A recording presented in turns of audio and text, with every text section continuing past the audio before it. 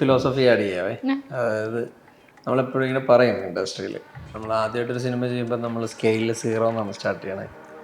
അത് ആ സിനിമ പരാജയപ്പെടുകയാണെങ്കിൽ നമ്മൾ -1 എന്നാണ് സ്റ്റാർട്ട് ചെയ്യണം. കാരണം അത് എപ്പോഴും അതും കൂടി ഓവർകം ചെയ്യണം. ഒരു സൂക്ഷ്മവാസന എപ്പോഴെങ്കിലും സംഭവിക്കും എന്നുള്ളതാണ് എല്ലാ ഫിലിം മേക്കറിൻ്റെയും ഒരു ഐഡിയൽ ഇത് അതാണ്. അപ്പം നമ്മൾ അതിനുവേണ്ടി നമ്മൾ വർക്ക് ചെയ്യുക. ലൂസിഫർ ഇറങ്ങിയതിൻ്റെ തൊട്ടടുത്താണ് ഇത് ഇറങ്ങുന്നത്. ലൂസിഫർ കാണാൻ വേണ്ടി കുറെ പേര് പ്രൈം എടുത്തിട്ടുണ്ടായിരുന്നു. അപ്പൊ അവർക്ക് രണ്ടാമതൊരു പടം കാണാനില്ല. അങ്ങനെയൊക്കെയാണ് അത് കണ്ട് അങ്ങനെയൊക്കെയാണ് അത് കണ്ടിട്ടില്ലെന്ന് എനിക്ക് തോന്നുന്നു. എൻ്റെ ടാർഗറ്റ് ഓഡിയൻസ് ഇങ്ങനെ ഒരു കാസ്റ്റും ഇങ്ങനൊരു പ്ലോട്ടും വെച്ച് ചെയ്യാന്ന് പറയുമ്പോഴേ മെയിനായിട്ട് പടം ചെയ്തപ്പോഴല്ല സ്ട്രഗിൾ ചെയ്തത്, അവിടത്തേക്ക് എത്താൻ വേണ്ടിയുള്ള സ്ട്രഗിൾ ആയിരുന്നു. അതുകൊണ്ട് തന്നെ പടം ചെയ്യുന്ന പ്രോസസ്സ് കുറച്ചും കൂടെ ഈസി ആയിരുന്നു എന്ന് തോന്നുന്നു. എന്ന് വെച്ചാൽ കുറേ പേരുടെ ആദ്യത്തെ പടമായിരുന്നു. അപ്പോൾ എല്ലാവരും അതിനനുസരിച്ച് തന്നെ സഹായിച്ചു.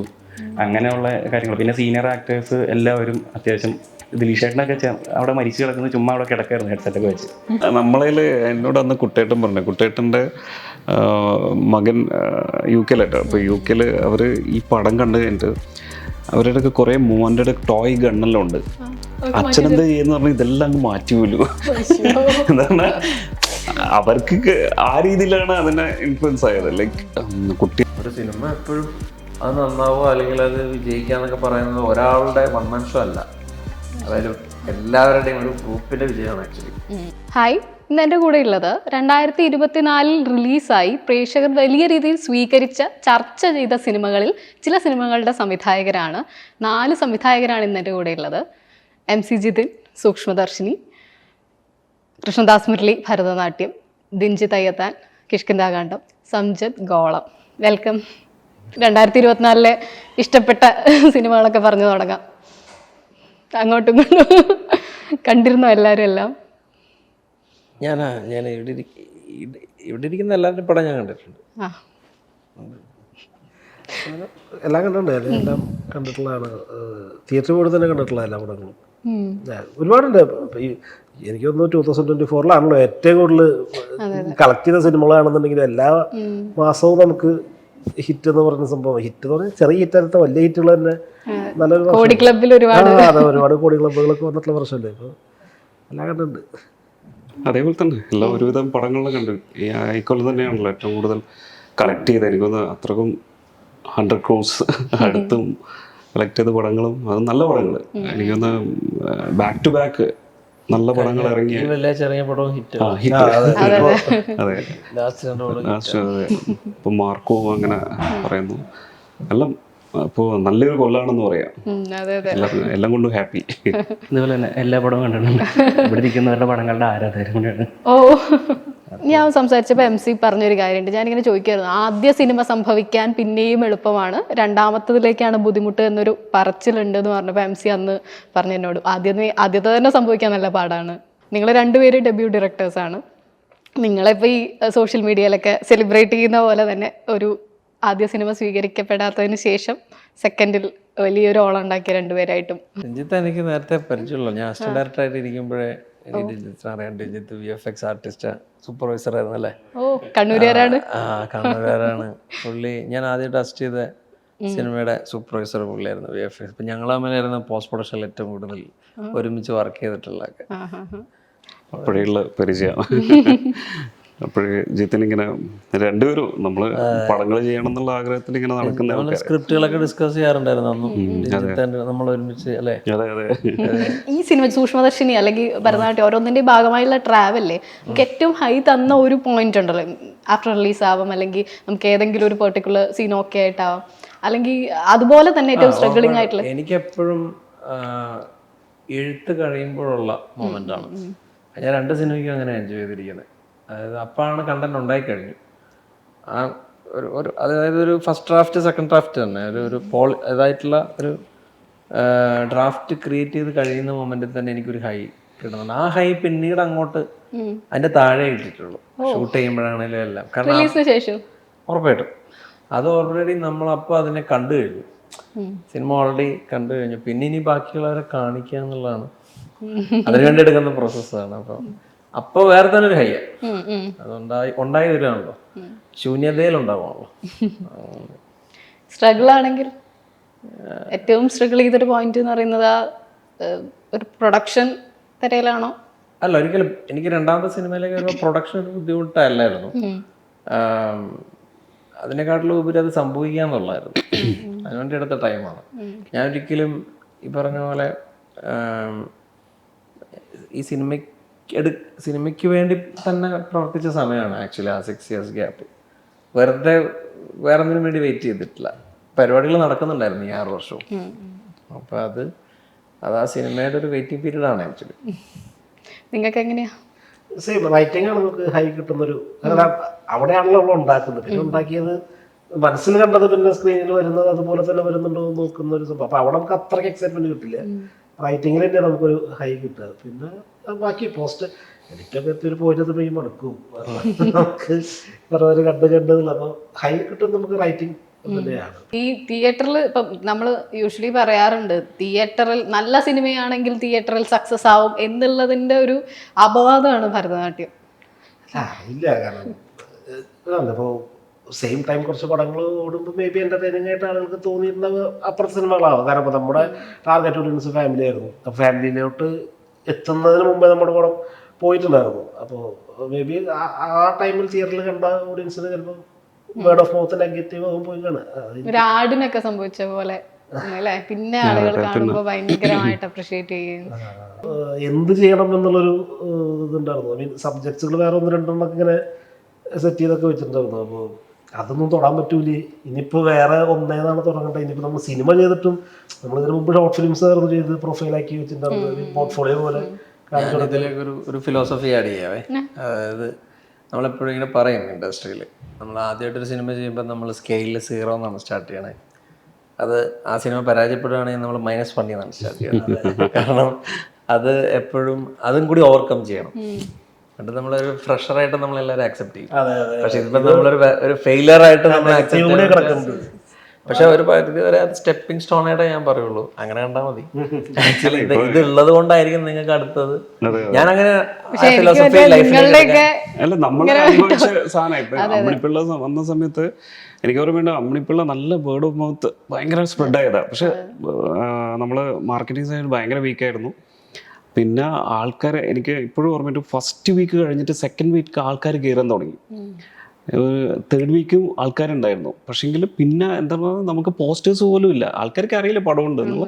അങ്ങനെ പടം ഇതായി പോയതാ. അപ്പോൾ പിന്നെ അതിന് ശേഷം അത് ആൾക്കാർ സംസാരിക്കാൻ തുടങ്ങുന്നു. പാട്ട് ഭയങ്കര ഹിറ്റായി.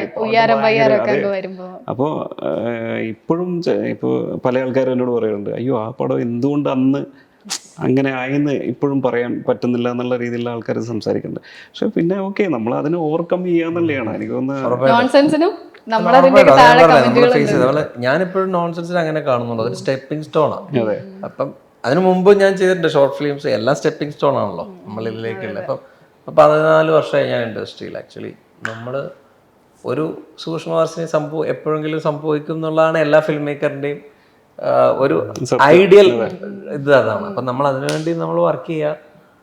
എല്ലാ സ്റ്റെപ്പിംഗ് സ്റ്റോൺ ആണ് എന്നെ സംബന്ധിച്ചിടത്തോളം. അല്ല, എക്സ്പീരിയൻസ് ആണ്. നമ്മൾ എക്സ്പീരിയൻസ് ആയിട്ട് എടുക്കുക. നമ്മൾ മണിപ്പള്ളിൽ കുറെ കാര്യങ്ങൾ പഠിച്ചു. അതിനുശേഷം ഇപ്പോൾ നമ്മുടെ കിഷ്കിന്ധാകാന്ഡത്തിൽ വരുമ്പോൾ വേറെ ഒരു ടൈപ്പ് ഓഫ് ജോണറാണ് ഞാൻ ട്രൈ ചെയ്തത്. അപ്പോൾ അതിൽ കുറേ വേറെ ഡിഫറെൻറ്റ് കാര്യങ്ങളാണ് പഠിച്ചു പോകുന്നത്. അതിലുണ്ടായിരുന്ന പ്രൊഡക്ഷൻ ഉള്ള കാര്യങ്ങളും എല്ലാം നമ്മൾ പഠിച്ചു വന്ന് എനിക്ക് തോന്നുന്നു അതെല്ലാം ഒരു ഫെയിലിയർ നല്ലതോ ഫെയിലിയർ നല്ലതാണ്. നമ്മൾ പഠിക്കാനും ഒക്കെ നമ്മൾ കുറേ കൂടെ ഡെപ്തിൽ പഠിക്കാൻ ശ്രമിക്കും. അതുണ്ട്. ഞാൻ പേഴ്സണലി എന്റെ എക്സ്പീരിയൻസ് പറഞ്ഞു. ആക്ച്വലി എനിക്കൊരു ലക്ക് കിട്ടിയെന്ന് വെച്ചാൽ ഞാൻ സിനിമ ചെയ്ത സമയത്ത് OTT എന്ന് പറഞ്ഞ പരിപാടി ഭയങ്കരമായിട്ട് പുറത്തോട്ട് വന്നു. ഇവരെ കാലത്ത് അത് ഉണ്ടായില്ല. എനിക്ക് ആ ഒരു ഭാഗ്യം കിട്ടി. നോൺസെൻസ് OTT-ലേക്ക് വരുന്ന സമയത്തൊന്നും അങ്ങനെ ഈ പറയുന്ന ആൾക്കാരിലൊന്നും എല്ലാവരും പ്രൈമിലായിരുന്നു റിലീസ്. പ്രൈമിലേക്കൊന്നും അപ്പൊ ലൂസിഫർ ഇറങ്ങിയതിന്റെ തൊട്ടടുത്താണ് ഇത് ഇറങ്ങുന്നത്. ലൂസിഫർ കാണാൻ വേണ്ടി കുറെ പേര് പ്രൈം എടുത്തിട്ടുണ്ടായിരുന്നു. അപ്പൊ അവർക്ക് രണ്ടാമതൊരു പടം കാണാനില്ല. അങ്ങനെയൊക്കെയാണ് അത് അങ്ങനെയൊക്കെയാണ് അത് കണ്ടിട്ടില്ലെന്ന് എനിക്ക് തോന്നുന്നു. എന്റെ ടാർഗറ്റ് ഓഡിയൻസ് വന്നതിരിക്കുന്നതൊക്കെ അങ്ങനെയൊക്കെ ചിലത് സംഭവിച്ചു പോവാണ്. പറഞ്ഞതൊക്കെ എന്താ ഒരു ഹൈ പോയിന്റ് എന്നൊക്കെ പറയുന്നത്? അല്ല, ഫസ്റ്റ് ഓഫ് ഓൾ എനിക്ക് ബാഹുല് ഫസ്റ്റ് നറേറ്റ് ചെയ്ത സമയത്ത്, നറേറ്റല്ല, എനിക്ക് സ്ക്രിപ്റ്റ് തരുക ചെയ്തത്, ഒന്നും പറഞ്ഞിട്ടില്ല. ഇങ്ങനെ എന്താ സംഭവം, ഇങ്ങനത്തെ ജോൺറ ഒരു വസ്തു പറയാതാണ് എനിക്ക് സ്ക്രിപ്റ്റ് തന്നത്. അപ്പോൾ അത് കോവിഡിൻ്റെ സമയത്തായിരുന്നു, കോവിഡ് ഒരു എൻഡ് പീരീഡിൽ. അപ്പോൾ ഇത് വായിച്ചപ്പോൾ ഉണ്ടായിരുന്നൊരു ഹൈ ഉണ്ടായിരുന്നു. അതൊരു വല്ലാത്ത എന്താ പറഞ്ഞാൽ നമ്മൾ എന്തുകൊണ്ടെന്ന് പറഞ്ഞാൽ നമ്മൾ കുറേ സ്ക്രിപ്റ്റുകൾ ഇങ്ങനെ വായിക്കുന്നുണ്ട്. അപ്പോൾ അപ്പോൾ വായിക്കുമ്പോൾ നമുക്ക് എവിടെയും നമ്മൾക്ക് ഇഷ്ടപ്പെട്ട നമ്മുടെ എക്സൈറ്റഡ് ആക്കുന്ന ഒരു സാധനം എനിക്ക് കിട്ടുന്നില്ല. അപ്പോൾ അതിൽ നിന്ന് പെട്ടെന്നൊരു സംഭവം കിട്ടുമ്പോൾ ഉണ്ടാകുന്ന നമുക്കൊരു ഹൈ ഉണ്ടാവും. അയ്യോ ഇത് ഞാൻ തന്നെ ചെയ്തേ മതിയാവും എന്നുള്ളൊരു ഹൈ. അതാണ് ഫസ്റ്റത്തെ ഹൈ. പിന്നെ നമുക്ക് എപ്പോഴും ഒബ്വിയസ്ലി നമ്മളിത് റിലീസ് ചെയ്തതിന് ശേഷം നമ്മൾ തിയേറ്ററിൽ നിന്ന് കാണുമ്പോൾ നമ്മൾ വിചാരിക്കുന്ന ഏരിയാസിൽ ആൾക്കാർ കൈയടിക്കുന്ന ഒരു മൊമെൻ്റ് ഉണ്ട്.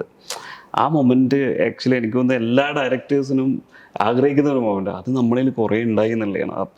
അപ്പോൾ ഉണ്ടാകുന്ന നമ്മൾക്ക് ഭഗവാനെ ഇവിടെ ഒരാൾ മിണ്ടാതിരിക്കുന്നു. പൊതുവേ നിങ്ങൾ സൈലന്റ് ആണോ? അല്ല, ഇതൊക്കെ കേട്ട് ആസ്വദിച്ചിരിക്കുന്നു. ഗോളത്തിനെ പറ്റി പറയും. ഗോളം എന്ന് പറഞ്ഞപ്പോ ഞാനൊക്കെ ഗോളത്തിന്റെ ഒരാഴ്ച കഴിഞ്ഞൊക്കെ കാണുന്ന ആളാ. ഇവനിപ്പോ നമ്മൾ എല്ലാം അറിയുന്നുണ്ടെങ്കിൽ പോലും ആ വൈകലുണ്ടായി. പറഞ്ഞ മൗത്ത് പബ്ലിസിറ്റിയിൽ കയറിയ ഒരു സിനിമ എന്ന് പറയാം അല്ലേ ഗോളത്തിനെ കുറച്ചുകൂടെ. കാരണം ഇപ്പൊ ദിലീഷേട്ടനല്ലാതെ വേറെ ആരെയും നമുക്ക് അങ്ങനെ എടുത്തു പറയാനോ അങ്ങനെ സ്റ്റാർ എന്നൊന്നും പറയാനോ ഒന്നും ഇല്ല. അതിനകത്തൊരു ഭാഗ്യം എന്ന് പറഞ്ഞൊരു ഘടകമുണ്ട് എന്നാണ് എൻ്റെ ഒരു വിശ്വാസം. കാരണം ഒരുപാട് പടങ്ങൾ ഇതിന് നമ്മൾ ശ്രദ്ധിക്കാതെയും സംസാരിക്കാതെയും പോകുന്ന ഒരുപാട് പടങ്ങളുണ്ട്. 210 പടങ്ങളിൽ അതിലും നല്ല പടങ്ങൾ ഒരുപാടുണ്ട്. അതിനകത്ത് നമ്മുടെ പടം എണ്ണപ്പെട്ട പടങ്ങളിൽ വരാമെന്ന് പറഞ്ഞ വലിയ സംഭവമാണല്ലോ. ഹൈ പോയിന്റ്സ് ഒരുപാട് ഉണ്ടായിട്ടുണ്ട്. എന്ന് വെച്ചാൽ സ്ക്രിപ്റ്റ് ഇവർ പറഞ്ഞ പോലെ തന്നെ സ്ക്രിപ്റ്റ് എഴുതിയിട്ട് ഞങ്ങൾ കുറച്ച് നാളൊന്ന് ബ്രേക്ക് എടുത്തായിരുന്നു. അത് ബ്രേക്ക് എടുത്ത് പിന്നെ കൊറോണ ടൈമിലൊക്കെ ആയിരുന്നു ഞങ്ങൾ സ്ക്രിപ്റ്റ് തീർത്തായിരുന്നത്. അത് കഴിഞ്ഞ് വീണ്ടും അതിന് വേണ്ടി വീണ്ടും എഴുതി തുടങ്ങി കഴിഞ്ഞപ്പോൾ ആ സ്ക്രിപ്റ്റ് മൊത്തം ഞങ്ങൾ പൊളിച്ചു. അത് കഴിഞ്ഞ് വീണ്ടും ബ്രേക്ക് എടുത്തു. അപ്പോഴത്തേക്കാണ് പ്രീ പ്രൊഡക്ഷനും കാര്യങ്ങളൊക്കെ തുടങ്ങിയത്. ആ തുടങ്ങി കഴിഞ്ഞപ്പോൾ ഞങ്ങൾ മ്യൂസിക്കൊക്കെ ഇട്ടിട്ട് ഈ സ്ക്രിപ്റ്റ് ഒന്ന് വായിച്ച് കേട്ടു. ഞങ്ങൾ തന്നെയാണ്, ഞാനും പ്രവീണും കൂടെയാണ് എഴുതിയിരുന്നത്. ഞങ്ങൾ മാറ്റി വെച്ചിട്ട് വീണ്ടും അതെടുത്ത് വായിച്ച് മ്യൂസിക്കൊക്കെ ഇട്ട് കേട്ട് കഴിഞ്ഞപ്പോൾ അപ്പോൾ ഈ പറഞ്ഞ പോലെ ഹൈ പോയിന്റ് കിട്ടി. പിന്നെ ഇവഞ്ച്വലി അത് നഷ്ടപ്പെട്ടു പോയി. അതിൻ്റെ പുറകെയുള്ള വർക്കുകൾ കാര്യങ്ങളൊക്കെ ആയിട്ട് ഹൈ പോയിന്റ് പരിപാടി പോയി. പക്ഷേ ഷൂട്ട് കഴിഞ്ഞിട്ട് പ്രീ വിഷ്വലൈസേഷൻ ചെയ്തായിരുന്നു. ചില സീനുകളും ചില സംഭവങ്ങളൊക്കെ ഞങ്ങൾ ജസ്റ്റ് അനിമേറ്റ് ചെയ്ത് അങ്ങനെ ഒരു പരിപാടിയൊക്കെ പിടിച്ചായിരുന്നു. ആദ്യത്തെ പടം ആയതുകൊണ്ട് മാക്സിമം എന്തൊക്കെ ചെയ്യാൻ പറ്റുമൊക്കെ ചെയ്തിട്ടുണ്ടായിരുന്നു. അപ്പോൾ അതിന് ആ വിഷ്വൽ ചെയ്ത സംഭവത്തിന് മ്യൂസിക്കൊക്കെ ഇട്ട് ഞങ്ങൾ തന്നെ റൂമൊക്കെ അടച്ചിട്ട് ഇങ്ങനെ കേട്ടുകൊണ്ടിരുന്നപ്പോൾ അവിടെയും ഒരു ഹൈ കിട്ടി. ഇപ്പോൾ ഗോളത്തിൻ്റെ സസ്പെൻസ് പറയാമെന്ന് തോന്നുക, എല്ലാവരും കൂടെയും അത് ചെയ്തു, ആ മർഡർ ചെയ്തു എന്നുള്ളൊരു ആ ഒരു പോയിന്റ് ഞങ്ങൾ കുറച്ച് മൂവീസിനൊക്കെ എടുത്ത് മ്യൂസിക്കൊക്കെ ഇട്ടൊന്ന് പ്ലേ ചെയ്ത് കണ്ടപ്പോൾ അവിടെ ഒരു ഹൈ കിട്ടി. പിന്നെ കിട്ടിയത് പടം ഇറങ്ങി കഴിഞ്ഞ് ആളുകളുടെ കൂടെ ഇരുന്ന് കണ്ടപ്പോഴാണ്. സ്ട്രഗ്ലിംഗ് ആയിരുന്നു ഒരു ഫസ്റ്റ് സിനിമയിലേക്കുള്ള. പിന്നെ സ്വാഭാവികമായിരിക്കും. അതെ, സ്ട്രഗിൾ എല്ലാവരും അനുഭവിക്കുന്ന പോലെ തന്നെ സ്ട്രഗിൾസ് എല്ലാം ഉണ്ടായിരുന്നു. പക്ഷെ ഇങ്ങനെ ഒരു കാസ്റ്റും ഇങ്ങനെ ഒരു പ്ലോട്ടും വെച്ച് ചെയ്യാന്ന് പറയുമ്പോഴേ മെയിനായിട്ട് പടം ചെയ്തപ്പോഴല്ല സ്ട്രഗിൾ ചെയ്തത്, അവിടത്തേക്ക് എത്താൻ വേണ്ടിയുള്ള സ്ട്രഗിളായിരുന്നു. അതുകൊണ്ട് തന്നെ പടം ചെയ്യുന്ന പ്രോസസ്സ് കുറച്ചും കൂടെ ഈസി ആയിരുന്നു എന്ന് തോന്നി. എന്ന് വെച്ചാൽ കുറേ പേരുടെ ആദ്യത്തെ പടമായിരുന്നു. അപ്പോൾ എല്ലാവരും അതിനനുസരിച്ച് തന്നെ സഹായിച്ചു, അങ്ങനെയുള്ള കാര്യങ്ങൾ. പിന്നെ സീനിയർ ആക്ടേഴ്സ് എല്ലാവരും അത്യാവശ്യം ദിലീഷേട്ടനൊക്കെ അവിടെ മരിച്ചു കിടക്കുന്നത് ചുമ്മാ അവിടെ കിടക്കായിരുന്നു ഹെഡ്സെറ്റൊക്കെ വെച്ച്. അപ്പം അങ്ങനെ എല്ലാവരും നമ്മുടെ കൂടെ നിന്നു. അതുകൊണ്ട് തന്നെ ആ സ്ട്രഗിൾ കുറവായിരുന്നു നമ്മൾ അനുഭവിച്ച സ്ട്രഗിൾസ് വെച്ച് നോക്കുമ്പോൾ. പിന്നെ ഷോർട്ട് ഫിലിംസൊക്കെ എടുക്കുമ്പോൾ തന്നെ നമ്മളൊരു ക്യാമറ ലൈറ്റൊക്കെ എടുത്ത് നീക്കി വെക്കുമ്പോൾ തന്നെ അത് നമ്മൾ തന്നെ ഓടിപ്പോയി മാറ്റണം, ക്യാമറയൊക്കെ നമ്മൾ തന്നെ ചെയ്യേണ്ടി വരും. അപ്പോൾ ഇത് നമുക്ക് ഒരുപാട് പേര് നമുക്ക് വേണ്ടി ഓടാനൊക്കെ നിൽക്കുമ്പോൾ തന്നെ ആ ഒരു സ്ട്രഗിൾ കുറഞ്ഞ പോലെ തോന്നി എനിക്ക്. സ്ട്രഗിൾ ഉണ്ട്, പക്ഷെ അതിൻ്റെ ഇടയിൽ ഇതൊക്കെ ഇപ്പൊ നേരത്തെ പറഞ്ഞ പോലെ ത്രില്ലേഴ്സ് ആണ്. ഇപ്പൊ നിങ്ങൾക്കൊക്കെ ഒരു മിസ്റ്ററി ഉണ്ട്, ത്രില്ലർ ഉണ്ട്. ഇപ്പൊ ഒരാളുടെ സിനിമ ഇറങ്ങുമ്പോൾ അല്ലെങ്കിൽ സിമിലർ സാധനം ഇറങ്ങുമ്പോൾ ഇങ്ങനെ ഒരു ചിന്ത ഉണ്ടാകും സി പറഞ്ഞ പോലെ. സത്യമാണ്. എന്താ പറഞ്ഞാൽ ഇപ്പോൾ അമ്മിണിപ്പിള്ള വന്ന സമയത്ത് തന്നെ എനിക്ക് വന്ന് 2-3 പടങ്ങള് ആ സമയത്ത് അഷ്റഫ് ഖാൻ തമാശ ഉണ്ടായിരുന്നു, ബോഡി ഷെയ്മിങ്. അപ്പോൾ നമുക്കിങ്ങനെ അതുമല്ല പിന്നെ അഡ്വക്കേറ്റ് കുറേ പടങ്ങൾ ഇറങ്ങി. ഓർമ്മയുണ്ടോ? അഡ്വക്കേറ്റ്സിൻ്റെ ദിലീപേട്ടൻ്റെ പടം ഇറങ്ങി, പിന്നെ ബാലവകയില്, അങ്ങനെ കുറേ പടങ്ങൾ. അപ്പോൾ എല്ലാം കാണുന്നത് നമ്മളെന്ന് പറഞ്ഞാൽ ഓക്കെ വക്കീലിൻ്റെ പടം അല്ലെങ്കിൽ ബോഡി ഷെയ്മിങ്, അങ്ങനെ ആ രീതിയിൽ ആൾക്കാർ കാണാം. അപ്പം നമ്മൾ വിചാരിക്കും അയ്യോ പണിയായി, നമ്മുടെ സെയിം എന്തെങ്കിലും പ്ലോട്ടായിരിക്കാം.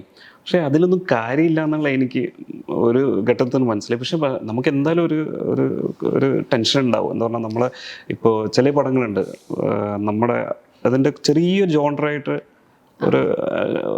ഒരു ഇതുണ്ടെങ്കിൽ നെക്സ്റ്റ് പടം ചെറുങ്ങനെ ഒന്ന് ഡൗൺ ആകാൻ ചാൻസ് ഉണ്ട്. അപ്പം അങ്ങനത്തെ കാര്യങ്ങളിൽ നമുക്ക് എപ്പോഴും ഒരു കൺസ്ട്രെയിൻ ആണ് സത്യം പറഞ്ഞാൽ. എനിക്കിപ്പോഴും ഫീൽ ചെയ്തില്ല വെച്ചാൽ രഞ്ജിത്ത് പറഞ്ഞ പോലെ അതിൽ കാര്യമില്ല. ഇപ്പൊ കഥ സെയിം ആണെങ്കിൽ പോലും നമ്മൾ മേക്ക് ചെയ്യുന്നിടത്താണ്, ട്രീറ്റ് ചെയ്യുന്നിടത്താണ്. പക്ഷെ എനിക്കെപ്പോഴും കണ്ടന്റിലുള്ളൊരു ഹൈ ആണ് എന്റെ പേഴ്സണൽ കാര്യം കേട്ടോ. അപ്പൊ കണ്ടന്റിന്റെ ഫ്രഷ്നെസ് നഷ്ടപ്പെട്ടു പോകുന്നു, ഈ ഫ്രഷ്നെസ് നഷ്ടപ്പെട്ടു പോകുന്നുള്ള ആ ആൻസെറ്റാണ്. എനിക്ക് ഭരതനാട്യം നമ്മള് സ്ക്രിപ്റ്റ് കൊണ്ട് പോകണം, പടം പോലും ഓടായിട്ടില്ല. സ്ക്രിപ്റ്റ് കൊണ്ട് നടക്കുന്ന സമയത്തൊക്കെ ആ ടൈമിൽ ഒരുപാട് കാസ്റ്റിങ്ങുകളിൽ ട്വിൻസിന് വരാൻ തുടങ്ങി. അയ്യോ ഇനി ഈ ട്വിൻസിനെ വെച്ചാൽ എന്താ ചെയ്യാൻ, ഈ ട്വിൻസിനെ വെച്ചാൽ കാരണം നമ്മള് അതാണ് നമ്മുടെ ഒരു മറ്റേത് അച്ഛൻ തുറന്നു പറയുന്നത്. അതെ, അപ്പൊ പൂക്കാലത്തിലെ പ്രൊഡ്യൂസർ എന്റെ പ്രൊഡ്യൂസർ എന്നിട്ട് ഞാനിപ്പോ ഇതൊക്കെ ഇത് എന്തിനായിട്ട് ഞാൻ ട്വിൻസ് പടങ്ങളൊക്കെ പോയി എന്തായാലും കാണും. നമ്മുടെ പരിപാടി ഉണ്ടോ ഇല്ല, അവരതൊരു സൈനോടെ യൂസ് ചെയ്തെന്നുള്ളൂ, ട്വിസ്റ്റായിട്ടൊന്നും വെച്ചിട്ടില്ല. ആ ടെൻഷൻ എപ്പോഴും നമുക്ക് ഉണ്ടാവായിരുന്നു. കിഷ്കിന്ധയില് ആണെങ്കിലും പിന്നെ ഇതിലാണെങ്കിലും സൂക്ഷ്മദർശിനിയിലാണെങ്കിലും നസ്രിയ കാറിടിച്ച് കയറ്റുന്ന ക്ലൈമാക്സിലേക്ക് വരുന്ന സീനുകളിലൊക്കെയാണ് ഈ പറഞ്ഞ സിനിമാറ്റിക് ഇത് വരുന്നുള്ളത്. അപ്പൊ അങ്ങനെയുള്ളത് ചേർക്കണ സമയത്തെ ഈ റിയലിസ്റ്റിക് ആയി പോകുന്നതിലേക്ക് ഇതുകൂടെ ഇപ്പൊ ഗോളത്തിൽ രഞ്ജിത്ത് വണ്ടിയുടെ പുറകെ പോവില്ലേ അവസാനം, അവിടെയാണല്ലോ ഒരു ഹീറോ ഒക്കെ വരുന്നത്. ഈ ഇതൊക്കെ ചേർക്കുമ്പോ നിങ്ങൾക്ക് തോന്നിയ മീറ്ററാണ് അതിപ്പോ നമ്മൾ ആദ്യമേ ആ കാറും പ്രിയദർശിനിയും തമ്മിലുള്ള ഒരു ഇത് നമ്മൾ ആദ്യമേ പോകുന്നുണ്ട്. ആക്ച്വലി സെറ്റപ്പായിട്ട് തന്നെ പോകുന്നുണ്ട്. അതൊരു പേ ഓഫ് വേണമെന്നുള്ള രീതിയിൽ അത് അങ്ങനെ എടുക്കാം. പിന്നെ നമുക്ക് ആ ക്യാരക്ടറിനെ ചെയ്യാൻ പറ്റുന്ന കാര്യമേ നമ്മൾ അടിച്ചിടാൻ പറ്റില്ലാത്തത് ചെയ്യാൻ പറ്റുന്ന ഒരു കാര്യം അത് ആംഗിളില് എടുക്കുന്ന സിനിമാറ്റിക് ഹൈ ഉണ്ട് അതിന്. അപ്പൊ ആ കോൾ എടുക്കുന്നത് അങ്ങനെയാണ്. ഇതിൽ ഈ രഹസ്യമായിരുന്നു എനിക്ക് തോന്നുന്നു. ആ രഹസ്യം സൂക്ഷിക്കുന്ന രീതിയിലാണെങ്കിൽ വേണമെങ്കിൽ ഒരു സിനിമാറ്റിക് എലമെന്റ് എന്ന് പറയാം അല്ലേ? അതെ കുറച്ചൊക്കെ അല്ല, മെയിൻലി നമ്മൾ പ്ലോട്ടിന് ആവശ്യമുള്ള കാര്യങ്ങൾ നമ്മൾ അങ്ങനെ കൊണ്ടുപോയി പറ്റുള്ളൂ. ചില ഇടത്തിൽ നമ്മൾ ആ രീതിയിൽ സ്ക്രിപ്റ്റ് വൈസ് തന്നെയാണ് നമ്മൾ പോയത്. ലൈക്ക് എവിടെയെല്ലാം നമുക്ക് ആ ഒരു കാര്യങ്ങൾ വേണം, അല്ലെങ്കിൽ ആ ഡൗട്ട്സ് എല്ലാം എങ്ങനെ ആ എഡിറ്റ് പാറ്റേൺ നോക്കിയാൽ തന്നെ നിങ്ങൾക്ക് മനസ്സിലാവും. അപ്പോൾ അതെല്ലാം ആ രീതിയിൽ പോയി. ഗോളം വരുമ്പോഴും ഇങ്ങനെ തന്നെയാണോ? ഗോളത്തിനകത്ത് ഹീറോ രഞ്ജിത്ത് ഹീറോയാണ്. അതേപോലെ തന്നെ ഏകദേശം ബാക്കിയുള്ളവർക്കും കുറേ കാര്യങ്ങളുണ്ടല്ലോ. അവരുടെ ചില കാര്യങ്ങൾ ചെറിയൊരു മാസ് എലമെന്റ് ചെറുതായിട്ടൊക്കെ ഇട്ട് കൊടുത്തിട്ടുണ്ടാവും. അത് സിനിമാറ്റിക് ആക്കാൻ വേണ്ടി ചെയ്തതാണ്. പേരുകൾ പ്രത്യേകിച്ച് പറയണം. എല്ലാ പേരുകളും ഞാൻ സംസാരിച്ചപ്പോൾ നമ്മൾ പറഞ്ഞിട്ടുണ്ട്, ബാഹുലേട്ടനും പറഞ്ഞത്. എന്നാലും പേരുകളിലേക്ക് ഫൈനൽ എത്തുക എന്ന് പറയുന്നത് അത്ര ഇമ്പോർട്ടൻ്റ് ആണല്ലോ, പ്രത്യേകിച്ച് ഈ വർഷം ഇറങ്ങിയ പേരുകളുടെ ഇത് നോക്കുമ്പോൾ. ഭരതനാട്യമൊക്കെ പ്രത്യേകിച്ചും ഭരതനാട്യം ഞാൻ ഒരു ചെറിയൊരു ക്ലാസ് പേരായിരിക്കണം എന്നുള്ളത് ഉണ്ടായിരുന്നു. പിന്നെ അച്ഛനുമായിട്ട് റിലേറ്റ് ചെയ്തിട്ടുള്ള പേര് വന്നാൽ കൊള്ളാം എന്ന് ഉണ്ടായിരുന്നു. അങ്ങനെയാണ് ഭരതനാട്യയുടെ നാട്യം. അത് വല്ലാത്തൊരു ചിന്തയാണ്. പക്ഷെ അതിന് രണ്ട് തിയേറ്ററിൽ വർക്കാവാത്തതിന്റെ ഒരു കാരണം ഈ ടൈറ്റിലാണെന്നും അഭിപ്രായങ്ങളുണ്ട്. പക്ഷെ ഈ ടൈറ്റിലാണ് ഏറ്റവും സ്യൂട്ട് എന്നുള്ളതും വേറെ രണ്ടഭിപ്രായങ്ങളുണ്ട് പറയാം ടൈറ്റിലിന്. പേര് ആക്ച്വലി അത് തന്നെ, പേര് ഭയങ്കര ഇമ്പോർട്ടൻ്റ് കാര്യമാണല്ലോ. അപ്പോൾ നമുക്ക് പെട്ടെന്നൊരു അപ്പോൾ സ്ക്രിപ്റ്റ് എഴുതുമ്പോൾ ബാഹുല ഒരു പേര് സജസ്റ്റ് ചെയ്യും. ഫസ്റ്റ് നമ്മൾ സ്ക്രിപ്റ്റിൻ്റെ കാര്യത്തിന് മാത്രമായിട്ട് ക്യൂരിയസ് കേസ് ഓഫ് അപ്പുപിള്ള എന്നുള്ള ഒരു പേരായിരുന്നു ഇട്ടത്. അപ്പം പിന്നെ പക്ഷേ നമുക്കെന്നെ അറിയാതെ അപ്പുപിള്ളേനെ ഭയങ്കര അപ്പുപിള്ളയിൽ മാത്രം ഒതുങ്ങി നിൽക്കാൻ ഫോക്കസ്ഡ് ആയിട്ട് നിന്നുണ്ടെങ്കിൽ കഥാപരമായിട്ട് അത് നമുക്കും പ്രശ്നമാണ്. അപ്പോൾ അത് സൂചന കൊടുക്കുന്നുണ്ട്. അപ്പോൾ ഒരു ഘട്ടത്തിൽ ഞങ്ങൾക്ക് ഞങ്ങൾക്ക് എന്തെങ്കിലും ഇൻട്രസ്റ്റിംഗ് ആയിട്ടുള്ള എന്തെങ്കിലും പേര് വേണം എന്നുള്ള തോട്ടിൽ വരികയും അപ്പോഴാണ് കുരങ്ങന്മാരുടെ ഒരു സങ്കേതമാണല്ലോ നമ്മുടെ പടം. അപ്പോൾ കുരങ്ങന്മാരിലെ വെച്ചിട്ട് എന്തെങ്കിലും റിലേറ്റഡ് ആയിട്ടുള്ള ഏതെങ്കിലും പേര് സജസ്റ്റ് ചെയ്യാൻ നമ്മുടെ എഡീസിനോടെല്ലാം ചോദിച്ചപ്പോൾ അവർ പറഞ്ഞതാണ് കിഷ്കിന്ധ എന്നുള്ള നമ്മുടെ രാമായണത്തിലെ അധ്യായം. അപ്പം അങ്ങനെയാണ് കിഷ്കിന്ധ കാണ്ഡം ആ ഒരു ടെറൈൻ എല്ലാം കൊണ്ടും യോജിച്ചത് എന്നുള്ള. പക്ഷെ പല ആൾക്കാരും കിഷ്കിന്താകാണ്ഡത്തിന്റെ പേര് കേട്ടിട്ട് ചില ആൾക്കാരെ ഈ എനിക്കറിയില്ല. ഭരതനാട്യം പറഞ്ഞ പോലെ നിങ്ങൾക്ക് അങ്ങനെ ഒരു ടെൻഷൻ ഉണ്ടായില്ലയോ ഞാൻ ആലോചിച്ചിട്ടുണ്ട്. അല്ല, പല ആൾക്കാരും പറയും കിഷ്കിന്താകാണ്ഡം എന്തിനാ ഇങ്ങനത്തെ പേരിട്ട് എന്നുള്ള ചോദിച്ച പല ആൾക്കാരും ഉണ്ട്. പക്ഷെ എനിക്ക് തോന്നുന്നു അത് കറക്റ്റായ പടം കണ്ടു കഴിയുമ്പോൾ ക്യൂരിയസ് ഉണ്ടായിരുന്നു, ക്യൂരിയോസിറ്റി ഉണ്ടായിരുന്നു. അത് എന്തുകൊണ്ട് അങ്ങനെ ഇട്ടു, എന്തുകൊണ്ട് ഇട്ടു എന്നുള്ള സാധനങ്ങളെല്ലാം. പേഴ്സണലി എനിക്ക് ആ ക്യൂരിയസ് ഉണ്ടായിരുന്നു. ഞാൻ ചിന്തിച്ചു ഡിജിറ്റൽ എനിക്ക് അറിയാവുന്നതുകൊണ്ട് അങ്ങനെയൊക്കെയുള്ള ക്യൂരിയസ് ആണ് കേട്ടോ. ഒരു സിനിമക്കാരല്ലാത്ത മനുഷ്യരിൽ ചിലപ്പോ ഭരതനാട്യം എന്ന് പറയുന്ന പോലെ കിഷ്കിന്താകാണ്ഡം രാമായണം എന്നൊക്കെ ചിന്തിച്ചാൽ, പക്ഷെ അത് ഈ പടം കണ്ടു കഴിഞ്ഞാൽ ടൈറ്റിൽ ഭയങ്കരമായിട്ട് ബ്രാൻഡ് ചെയ്യപ്പെട്ടു എന്നുള്ളത്. പടം കണ്ടു കഴിഞ്ഞാൽ പിന്നെ നമുക്കൊരു സംശയമില്ല. അല്ല, എനിക്കൊന്ന് ഇപ്പൊ ഇരിക്കുന്നവരിലെ എല്ലാ പേരും ഡിഫറെന്റ് ആയിട്ടില്ല. സൂക്ഷ്മദർശിനി എനിക്ക് ഭയങ്കര ഇഷ്ടപ്പെട്ടു. എന്താ സൂക്ഷ്മദർശിനി പക്ഷേ കുറച്ച് വ്യത്യാസമുണ്ട്. കാരണം ആ പേര് കേട്ട ഒരു ക്യൂരിയോസിറ്റി തോന്നി, ഭയങ്കര ക്യൂരിയോസിറ്റി. അത് അതിന്റെ പോസ്റ്റർ ഫസ്റ്റ് വന്നപ്പോ തന്നെ ലെൻസ് വെച്ചിട്ടുള്ള വെച്ചാൽ അതെല്ലാം ഭയങ്കര ആ ടൈറ്റിൽ ആദ്യം ഉണ്ടായി. ആക്ച്വലി ഒരു 2019 ഉണ്ടായിരുന്നു ടൈറ്റിൽ. പ്രിയദർശിനിയും ഒക്കെ ഒന്നിച്ചുണ്ടായതല്ലേ. അപ്പൊ അത് അതുലാണ് ടൈറ്റിൽ ഇട്ടത്. അതിൽ വടക്ക് നോക്കിയ യന്ത്രത്തിന്റെ ഒരു കോൺസെപ്റ്റ് വെച്ചിട്ടാണ് സൂക്ഷ്മദർശിനി ഉണ്ടാക്കുന്നത്. മറ്റേത് കോമ്പസ് ആണല്ലോ, ഇത് മൈക്രോസ്കോപ്പ്. അങ്ങനെ അതിന്റെ അങ്ങനെ ഒരു ദിശയിലേക്ക് എന്നുള്ള. പിന്നെ അപർണയ്ക്ക് പിന്നെ ജീവിതം അപർണയ്ക്ക് ഒരു പുതിയ ഒരു എൻവയോൺമെന്റ് അല്ല, ഫുൾ ടോട്ടലി പുതിയൊരു പ്ലേസ്. ബാംഗ്ലൂർ ജനിച്ചു വളർന്ന അപർണ അങ്ങനെ ആ നാട്ടിൻപുറത്തെത്തുമ്പോൾ ഉണ്ടാകുന്ന പുതിയ കാഴ്ചകളാണ്. അപ്പോൾ അതിലുണ്ടാവുന്ന അവൾക്ക് പുതിയ പുതിയ സംഭവം ക്യൂരിയോസിറ്റി സ്റ്റാർട്ടിങ് ഇറ്റ് സെൽഫ് അങ്ങനെ ഡെവലപ്പ് ചെയ്ത് കൊണ്ടുവന്നു. അപ്പോൾ അച്ഛനിൽ നിന്ന് അച്ഛൻ്റെ കുറേ വ്യത്യസ്തമായ സ്വഭാവം ഇതിലൂടെ പോകുന്നു. ഓട്ടോമാറ്റിക്കലി അത് അങ്ങനത്തെ ഒരു ക്യാരക്ടറാണ് അത്. ഇപ്പം ഞാൻ കഴിഞ്ഞ ദിവസം ഒരു സുഹൃത്ത് സംവിധായകനോട് സംസാരിക്കുമ്പോൾ പറഞ്ഞിരുന്നു, ഈ ഓപ്പണൻ്റ് ആയിട്ട് വരുന്ന സിനിമകളെ പ്രൊഡ്യൂസേഴ്സിൻ്റെ അടുത്തേക്ക് എത്തിക്കുമ്പോൾ അവർക്കിപ്പോഴും പ്രേക്ഷകനെ ഫീഡ് ചെയ്യണം എന്നുള്ളൊരു നിർബന്ധ ബുദ്ധി വരുന്നുണ്ട് എവിടേക്കോ. നിങ്ങളൊക്കെ സിനിമ ഭരതനാട്യത്തിൽ ഒരു പക്ഷെ അങ്ങനെ അല്ലാത്തതുള്ളൂ, ഒരു ഫിനിഷിങ് എന്നൊക്കെ നിങ്ങളൊക്കെ ചോദ്യങ്ങൾ ബാക്കി ഇട്ടിട്ടാണ് പോയിട്ടുള്ളത്. അല്ലെങ്കിൽ എന്താണ് സംഭവിച്ചത്, ഇപ്പം ദൃശ്യത്തില് ജോർജ് കുട്ടി വരുണിനെ എവിടെ കുഴിച്ചിട്ടു എന്നുള്ള പോലെ ഇപ്പൊ ഈ വർഷം എല്ലാരും ചോദിച്ചുകൊണ്ടിരുന്ന ചാച്ചുവിനെ എവിടെ കുഴിച്ചിട്ടു. ആ voice message voice message actually അത് നമ്മളിപ്പം എന്താ പറയാ, അതിന്റെ ഉത്തരം അതിൽ തന്നെ ഉണ്ട്. ആക്ച്വലി അതൊരു ജനറിക് വോയിസ് ആണ്. എൻ്റെ അകത്ത് പറഞ്ഞിരിക്കുന്ന വലിയൊരു കണ്ടന്റ് ഒന്നും പറയുന്നില്ല. അവളുടെ ഫോണിൽ തന്നെ ഉണ്ടാവുന്ന, അതുപോലെ തന്നെ ആക്ച്വലി ഉറപ്പായിട്ട് അവള് വേറൊരാൾക്ക് അയക്കുന്ന കേൾപ്പിക്കുന്നുണ്ട് നമ്മള്. അതിന്റെ എൻ്റെ ഇതേപോലെ സൈനിങ് ഓഫ് ആണ്. അപ്പം അത് ഓൾറെഡി ഉണ്ടാവുന്ന ജനറിക് വോയിസ് ആണ്. അപ്പൊ ഇത് പക്ഷെ നമുക്ക് ഇപ്പൊ തോന്നുന്നതാണ്, ചില ആൾക്കാർക്കാണ് അത് തോന്നുന്നത്. കുറച്ച് കാലം കഴിയുമ്പോൾ അല്ലെങ്കിൽ ഒരു വർഷം കഴിയുമ്പോൾ ഇത് ഭയങ്കര ഈസി ആവും. അപ്പൊ ഇത് സ്പൂൺ ഫീഡ് ചെയ്ത് കഴിഞ്ഞാൽ ഭയങ്കര ബോറാവും ചെയ്യും. ഇപ്പോഴാണ് നമുക്കത് കാണണം തോന്നുന്നത്. ഒരു വർഷം കഴിഞ്ഞാൽ അത് ഭയങ്കര ക്രിഞ്ചായിട്ട് ഫീൽ ചെയ്യാൻ സാധ്യതയുണ്ട്. അത് കാണിച്ചു കഴിഞ്ഞാൽ എങ്ങനെയാണ് ഇത് വന്നതെന്ന് കാണിച്ചു. അല്ല, ഞാൻ ചോദിക്കാൻ വന്നത് അപ്പൊ ഈ പ്രൊഡക്ഷൻ നിങ്ങൾ വേറെയും പല പ്രൊഡക്ഷന്റെ സൈറ്റിലൊക്കെ പോയി കാണുമായിരിക്കുമല്ലോ. അപ്പൊ എവിടെയെങ്കിലും ഇങ്ങനൊരു പ്രശ്നം ഇവിടെ നിലനിൽക്കുന്നില്ല? നമ്മളെ പ്രൊഡക്ഷൻ നമ്മളെ അത്രയും വിശ്വസിക്കുന്നതുകൊണ്ടും മീൻസ് ആ സ്ക്രിപ്റ്റിന് അത്രയും അതിൽ നമ്മൾ അത് പറഞ്ഞ പോലെ തന്നെ ഇത് നമ്മൾ ഇപ്പൊ ചച്ചുവിന്റെ ബോഡി എവിടെയാ കാണിച്ചിട്ട് അത് പടം ഡെഡാണ് അവിടെ.